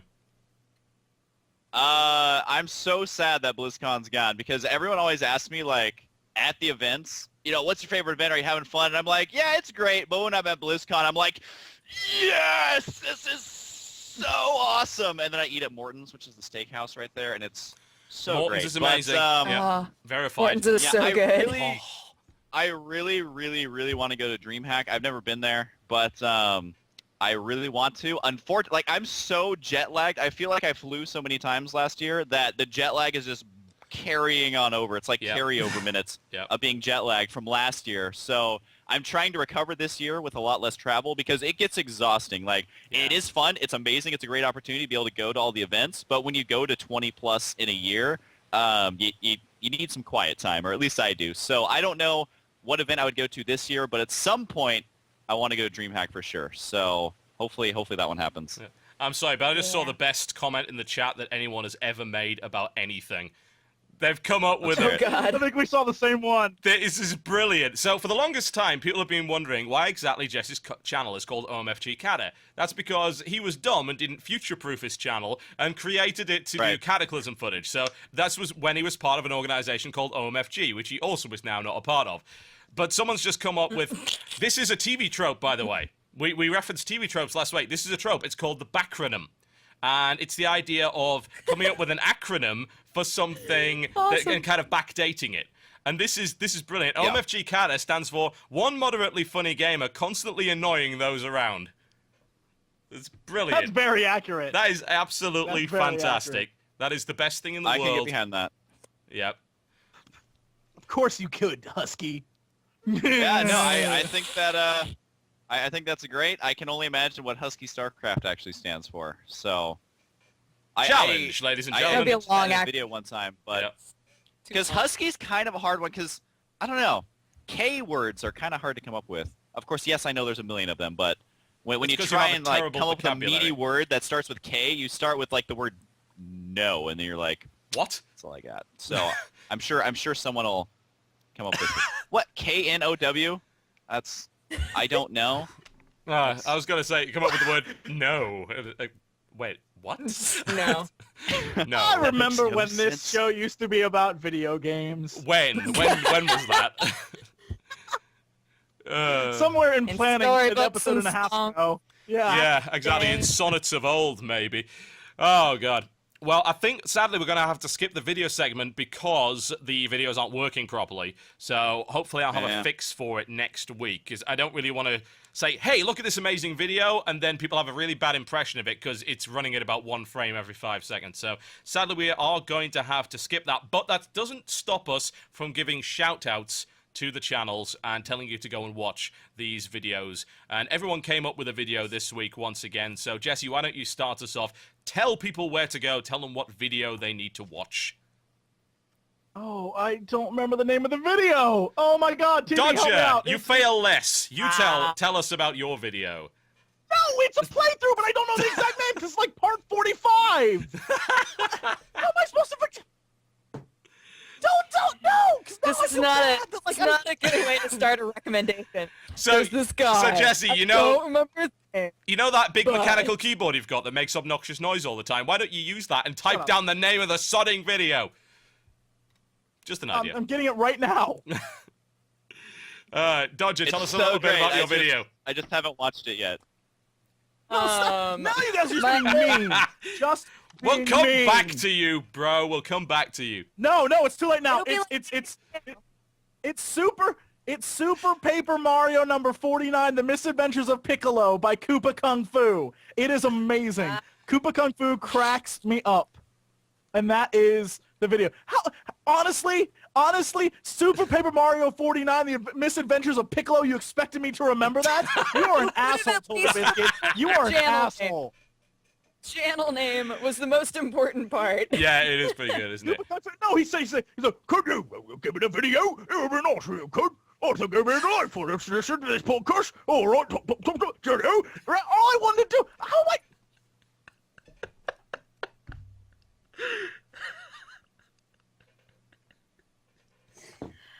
Just too good right now. The best part is Husky's face. Damn you! I want you to crack. So help me God. It is my goal in life. You are now my mortal enemy. That's it. That's all You're right. a mortal enemy. I think No, I think that you are we my should all four Moriarty. be. You are my all- Moriarty. What? Chef Boyardee? Is that what you You're my said? Moriarty. Dude, I am the Sherlock to your mortal. We are mortal enemies right now. You're the most I will find a way to uncultured fix you. man I've ever seen in my life, Mike. What? Oh. I'm pretty happy. So I mean, I feel like it's making everyone else uncomfortable, but As long as you're happy, guys. One of these days, True. that lack of culture is going to get you ostracized, and that's going to be really awkward. Ugh. I don't know if I want to You wanna ostracize or hold not. And on at Buffalo Wild Wings. So Kaxon, you know what's really funny? I have to mention this. It is related to video games, but one of my really good friends who has played MMOs with me for years, he would name his character Cox and spell it C-O-X. And if you remember on WoW, you could get the title for fishing as Salty, so his character name was Salty Cox. Yeah. And so now every time I see your name, I feel like I'm talking to a completely different person. But That's right. probably a good thing, considering. Now, Jesse, I have to Mortal ask, enemy. aside from Yeah. this guy cracks me up, what else would you recommend about the video? Why is it worth our time? He's one of the he's one of those few. I think I mentioned this last time that my big thing about Let's Players are the ones who actually play the game and talk about the game and things that they're doing and what they have to do, rather than like, so today I went to the bank. Oh, this guy came out of nowhere. So I was at the bank today, and the teller was like, hey. Yeah. Like, that annoys the hell out of me. Talk about the game, stupid. Focus on that. Husky has a look on his face. What is it, Mortal Enemy? Say something. You remember Husky Fan 246? They just added me on Twitter. So, and then there's another guy who also added me on Twitter named Husky Fan 2464, but he is a goddamn poser. So, just be aware. He's not the legit He's not the one. real Husky Fan. Husky Fan 2464. I want to let you know, I'd never call you a poser. He's digging for subscribers. You just gotta be honest.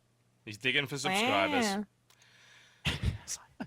Yeah, go check that out, folks. That will be in the description below the video on the Game Station site when this podcast actually does go up. We'll provide you that so you can go and watch the playthrough of Super Paper Mario, which actually, that's a game that I've been wanting to have a look at for a while, and I watched that video and it's like... Mario?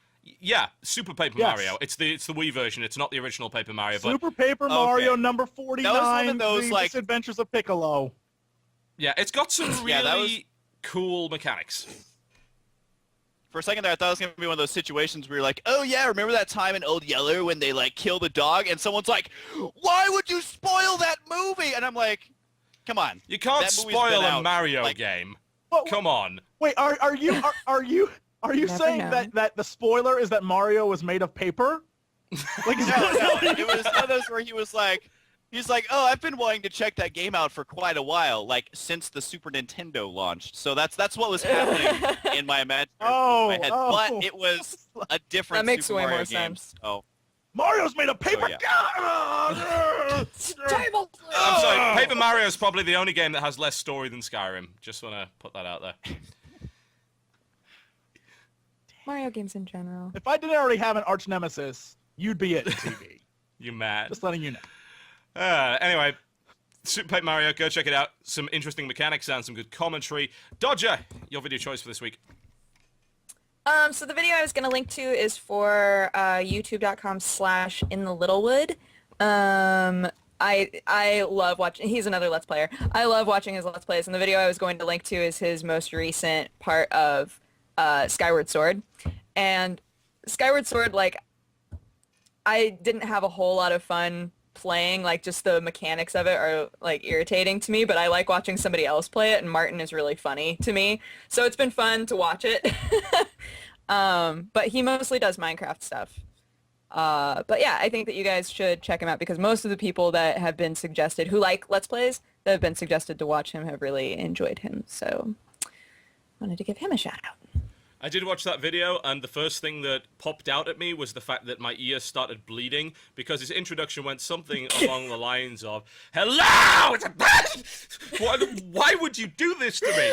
Wow. The funny thing is... Me and him have something in common. I get that a lot about my intro, where they're just like, no, I'm not watching the first 5 seconds of any video you ever make, ever. Yeah, for you, it's on a constant high level. Him, he ramped up within the course of half a second to ear-splitting pain. And he did it at the end as well. There's a 45-minute video, and at the end of it, he just screamed like, "Oh, what? Why would you do this? Oh, have you never heard of normalization?"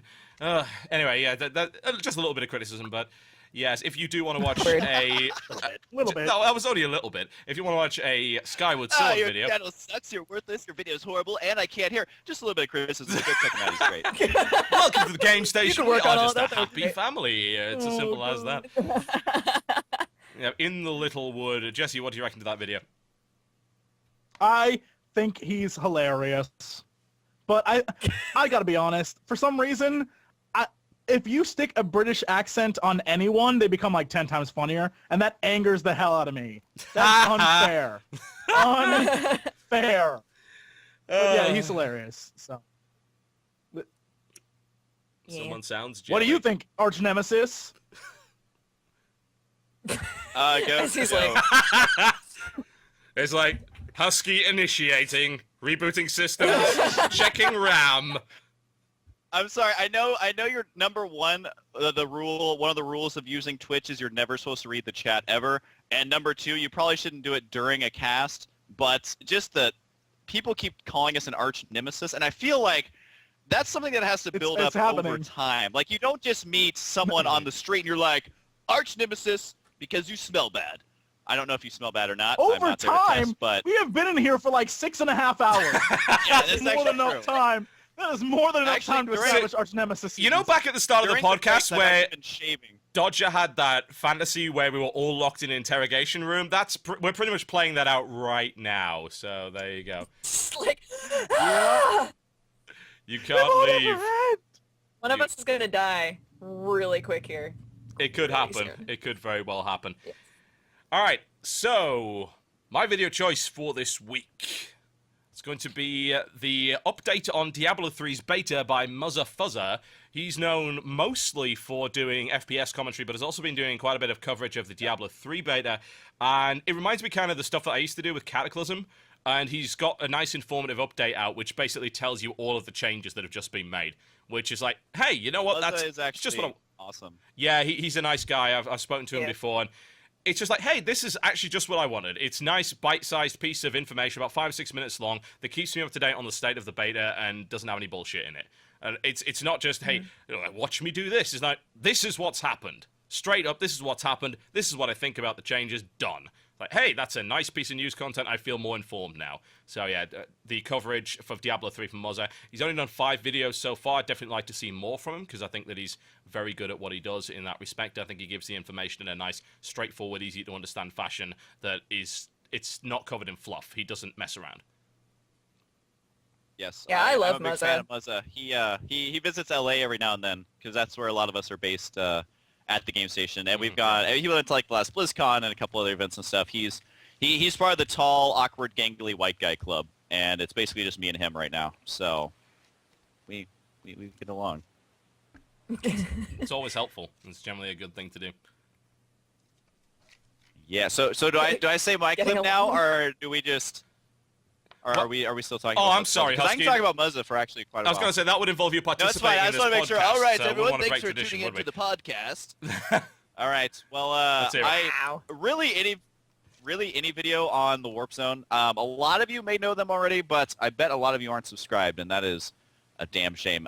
It's just the Warp Zone as to Mario reference, and those guys are all awesome. One of the guys is the one who makes that gamer food, which was apparently a big hit in the last one. So he's the one who's involved with that. I don't watch the podcast. I hear it was pretty great. Yeah.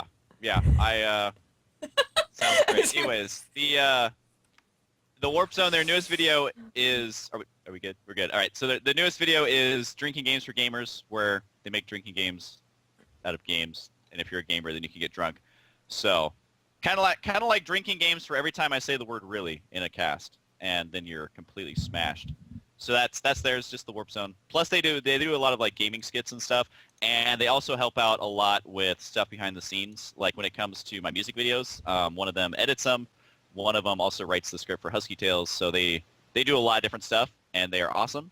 And how many of them are there, Dodger? There's like 5 or 6. I don't know how many are officially associated with the channel, but I know all of them, and they are great guys. They all live in LA. I think it's 5. Yeah, go support they're a bunch them. Of 5 guys. Yeah, so go support them because living in LA with 5 men is not the most pleasant experience. So go. They finally split into 2 houses. They were all up in each other's grills for quite a while there, and they finally were like, "Oh God." Yeah, so they used to actually all live in the same house. It was a 3-bedroom house with 5 guys, and then I think a 6th one moved in. So I always watch all their videos just to be like, here, have a little bit of money so you like don't have to sleep in the same bed as your best friend. So, wow. I always try to help them out when I can. Husky the Philanthropist, what can we say? Yep, check that out. All of these links to these videos will be put into the podcast, which is released it's released on an AAC format, which is over on the website. We've got it all hosted there. That'll be in the description. Those asking about an iTunes feed, it is coming. Apple's just annoying and takes ages to approve things, so it'll be on there eventually. And all the videos are posted on the Game Station channel, not mine. It's not hosted on my channel, although I do front page it, because hey, why not? YouTube.com/thegamestation is where you want to go to find the Wait, plot of this. you don't have this on iTunes yet? You don't have episode 2 on iTunes Blame yet? Nathan! Blame TotalBiscuit, Nathan for this nonsense. You have lost your passion if you don't have this episode we're doing right now on iTunes yet. So you've lost your passion. I'm sorry. You're just jelly I've got more subs than you as of today, bro. I saw the same comment. I was wondering when you're gonna bring that up. Just bring it up, yeah. As everyone knows, subscriber count actually doesn't matter at all. Yeah, it only happened recently. Subscriber count is fucking irrelevant. I just want to point that out. It's totally useless. You can see channels with 500,000 subs, and then their average video gets 10,000 views. So sub count is bullshit. Anyone that tells you otherwise is a liar. So don't worry about that. True dat. True dat. Very true.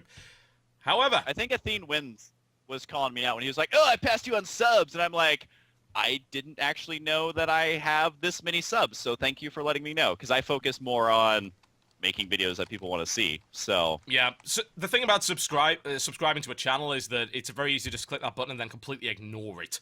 So it's subscribers isn't a big deal at all, and that's something that if you start off with YouTube, you should not obsess over at all. Getting regular viewers is way more important. Why do I feel like everyone is trying to make Husky their arch nemesis? Everyone! TB just tried. Athene is trying. This is insulting to the relationship we have developed here today. I don't take it personal. Because I don't know. If people want to try and beat me up, I'll sit at home and cast. Oh yeah. I was gonna say you'll wave your arms around and then run away. Yeah.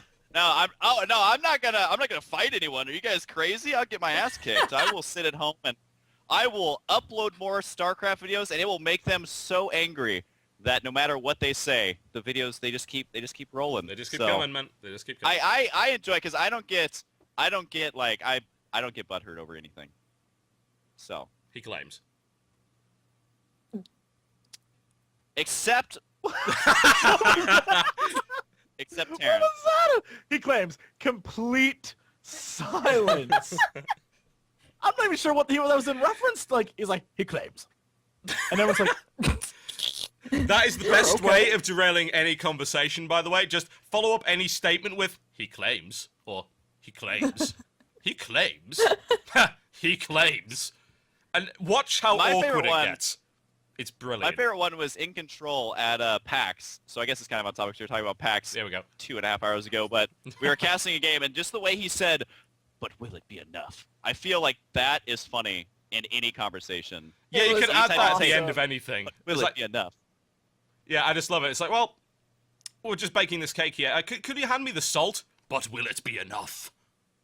It's, it makes it more epic. Every situation needs that added epic. It's fantastic. Right, well, we're going to round the show up, if you can believe that, by letting you know what's going on our channels this week and what you can expect to see coming in the next few days. Husky, I'm going to hazard a guess at suggesting that it might be StarCraft related. I just love the way you worded that. So coming up in the next week on HuskyStarcraft, it kind of reminds me, I forget what movie it is, where the guy dies and he goes to like pre-heaven where they decide if you get reborn or you go further on. What is that movie called? Do you know what movie I'm talking about? Where you die and it's like a pre-heaven and he like meets a girl and falls in love. But anyways, what? On TV they're like, hang on! Why do you always team me? Emotion! We found emotion! I was reserving my energy like I was saying before. But in that movie, it all loops back around, don't worry. They were like, he was watching the Heaven Weather Channel, and they were like, today it is 72. Tomorrow is 70. Why is this so funny? Like, I don't understand. How is this a real thing? Did you dream this up? What's it called? I bet they're saying it in the chat. What's it called? Defending Your Life. It is an amazing movie. All right, you know what? So on the Heaven Weather Channel, they were like, it is going to be 72 degrees. Tomorrow is 72 degrees. So in relation to my channel, if you guys will let me finish, tomorrow is StarCraft, and the next day is StarCraft. But I also am working on 3 Nerd Alert music videos, so those will be posted on the Husky StarCraft channel. So I'm working on 3. We're filming 3 in February. That was by you guys far. should watch that movie. I am ashamed that you guys made fun of that movie. It is so awesome. And I'm going to look it up on IMDb right now. That is the worst analogy I've heard in a very long time. I'm sorry. But now we know about a great bad movie to watch. It has a 7.1 on IMDb, so wow. There you go. I also just plugged this movie came out in 1991. Wow. There you go, man. StarCraft is coming on Husky StarCraft. No one is surprised, but will it be enough? Jesse. That is there you go. That's the best headline. More Will it StarCraft be enough? coming up. He claims. Jesse.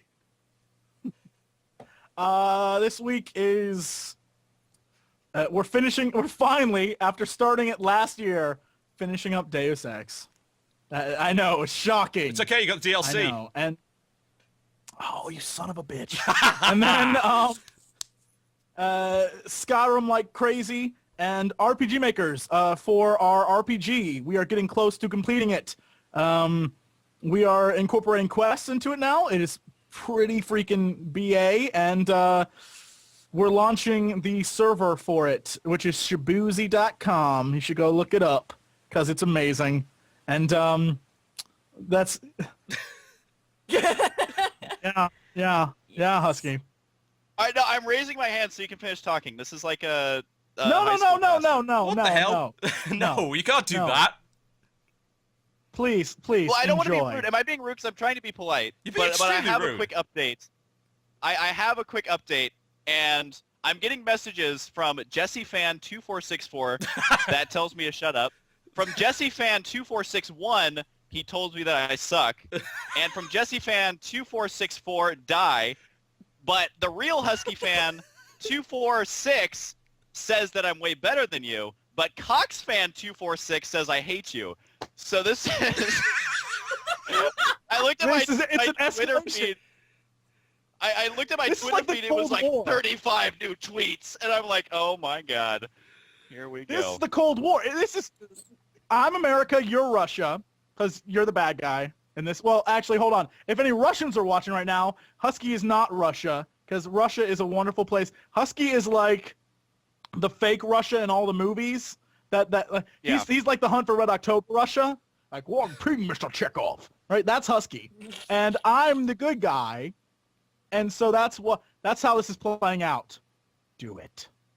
My favorite person that tweeted me was, "You suck cocks," and then they added an S. So you suck cockses. I think that's my favorite one. This can only end well. Is what I'm thinking. This will not escalate into a real thing. This will just it'll end after this podcast. We'll never talk about it again. Trust me. It's good. We're so good. If you guys ever want the heat taken off, I can say something else mean about Skyrim if you want. I can do that. That would be okay. Oh, it's okay. What'll happen is they'll be like, Jesse will kill Husky with his elite Daedric sword, and he'll slay him like the dragons, and then because no. Well, it's not hard to slay something in Not at all. a game where the combat Not at all system is happen. terrible. Let's be honest there. Dodger, what's coming out on your channel? I'm trying to think of like a really great metaphor to use for mine because now so many have happened just in the sign-off. Remember, Dodger, I'm the very best like no one ever was. So I don't think that you can top my metaphor. Probably not. So my channel, I have news Monday, Wednesday, and Friday, and I'm still playing through Sherlock Holmes versus Jack the Ripper, which has proven to be hilarious to me, maybe not as much to everybody who's watching it. And I just filmed 2 new DIYs. So those are going to be going up on my channel as well. I'm excited about those. And one of them is very relevant to my interest. One of them is StarCraft related. One of them is Street Fighter related. So if either of those interest you, then come watch my DIY because it's fun. And they're easy. They're easy projects. So that's what's going on with me. All right, fantastic. What am I doing this week? Remaking a really terrible video that I made earlier. That's probably pretty high up the list. Like Darkness 2 overview, where I made several stupid factual errors, and like, you know what? I'm an idiot, so I just deleted it because it didn't live up to standard. So I'll probably remake that, and I may do a Kingdoms of Amalur one. I filmed my playthrough of it, which mostly consisted of me slaughtering the townsfolk. It was pretty epic. And Yes. yeah, that's just how you roll, man. That's how you roll. And I've got a laundry list of complaints about it, but also a lot of stuff that I like, so I'll put that together and people will get upset because I am not a Sith and therefore do not deal in absolutes. And aside from that, new WTF is coming of various games. Insane 2 just came out on Steam. It's actually been out for a couple of months now. I've been meaning to do that. That's supposedly a pretty good off-road racer. I should be doing a video of that. And more mailbox, obviously, as you might imagine. And people keep shouting, Guild Wars 2, Guild Wars 2 at me. We don't know when the press beta starts. All we know is that it's in February. So it will be soon. But I just want to point out that I'm going to be in Germany next week, so there may be a gap there. I'll try and maybe save some videos up. You can, if you wish, come to the Heat charity event in Germany. It's 4 StarCraft 2 players, TLO being one of them. It's actually being organized by his older brother, TBO, the big one. I'm going to be casting that event. I believe it is, let's see, it's Real, Tarson, Grubby, and TLO playing in a charity event over there in Berlin. So I'm going to be over there a couple of days. So that will take up some of my time, to say the least. But it does mean I can have more Curryverse. And there's also the possibility, this has got nothing to do with Curryverse, by the way, that I might be possibly maybe going to the studio to have a look at Terra. Maybe. Do it. So I may be over there having a big look at Terra Online, possibly. But, yeah, that's how it is. And I think... Word. We're about done. But we will finish it the be pre-show? enough? Yeah, we're done with the pre-show. We can start the real show now, man. That's how it is. Okay, so when are we going live? Pretty soon, probably the next 5 minutes or so, and we're estimating probably about 12 hours. Should be okay. So stock up on your tentacle grape. That's not too bad. I have had to go to the bathroom for the last 35 minutes. Weak. Go. You are a weak man. You should have gone at the last break. That's what I did. Yep. I thought I could hold it. Wow, this really is like high school. Now, why didn't you go during the 2-minute intermission between classes when you're sprinting between class number 1 and also having to go to your locker? Now, why are you going to take 2? Anyways, I could go on about that forever. But I am over high school. I believe you. I'm so graduated. It's always a good way to be as far as I am concerned. Apologies for the end of the show. Those of you who obviously had video problems, we apologize for that. We'll try and fix it next time. Apologies to the Tentacle Grape website, which we crashed, and I believe is no longer operational. Yeah, it broke about 30 seconds after you mentioned what it was. Every time, Jesse! Every time! Yep, apologies to Tentacle Grape for... I'm a trendsetter, baby! wrecking their website. Get it. Yeah, and a apology going into the future here for the second time it crashes when the VOD goes up. So sorry about that. And I think we're about done. So thank you very much for watching the show, ladies and gentlemen. There will hopefully be another show next week. I need to check my schedule. I think I'm back in time for that. If not, someone else will host it, and I'll teach him how to do it. That'll be hilarious. We'll look into ways of improving cameras and things like that. We're obviously always looking for ways to improve the show. So if you do happen to have any feedback, there will be a feedback thread on facebook.com/cynicalbrit, which most of you will no doubt ignore and post elsewhere. So I can expect to see the same comment 500 times. It's always awesome to see that. But yeah, facebook.com/cynicalbrit. That's where the feedback thread will be. And of course, do feel free to leave comments in the video once it ends up going up on the Game Station channel. Yes, Jesse.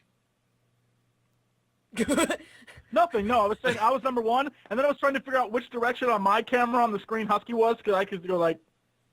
But I couldn't figure it out. I was thinking if wrong. I'm on the show in the future, I'm going to do it like Brady Bunch style, where if I'm talking to you, Get out of my face, Husky. Yeah. So maybe that's how I can improve my experience if I'm on the show again. Oh, yes. Thank you very much, ladies and gentlemen. Go check out our channels, please. That would be very much appreciated. We need you. Total Halibut and TotalBiscuit for my StarCraft 2 channel.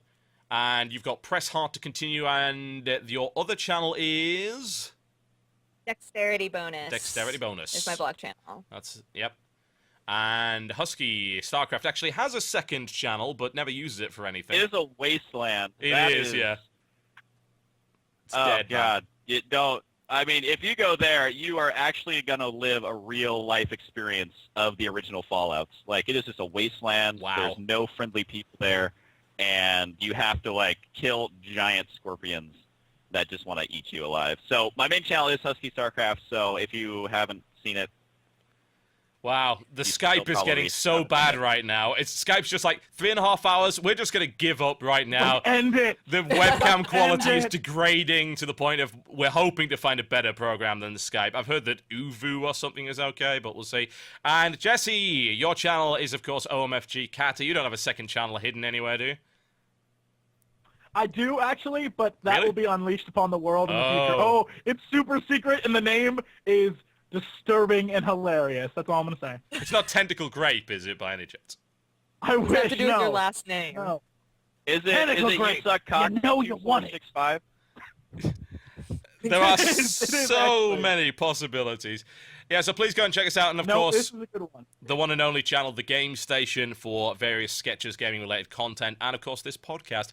So thank you very much to the host today, and thank you very much to, of course, you guys for watching this. You have been a fantastic audience, and good night. Honestly, Super Paper Mario 49, The Misadventures of Piccolo, you expected me to remember that? You are an asshole, TotalBiscuit. You are an Channel asshole. Channel name was the most important part. Yeah, it is pretty good, isn't it? No, he's like, could you give me the video? It would be nice if you could. I'll give me a like for this podcast. All right, all I wanted to do, how I...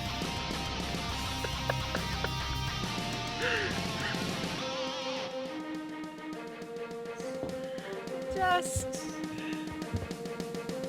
too good right now. The best part is Husky's face. Damn you! I want you to crack. Until next time, arrivederci, bitches.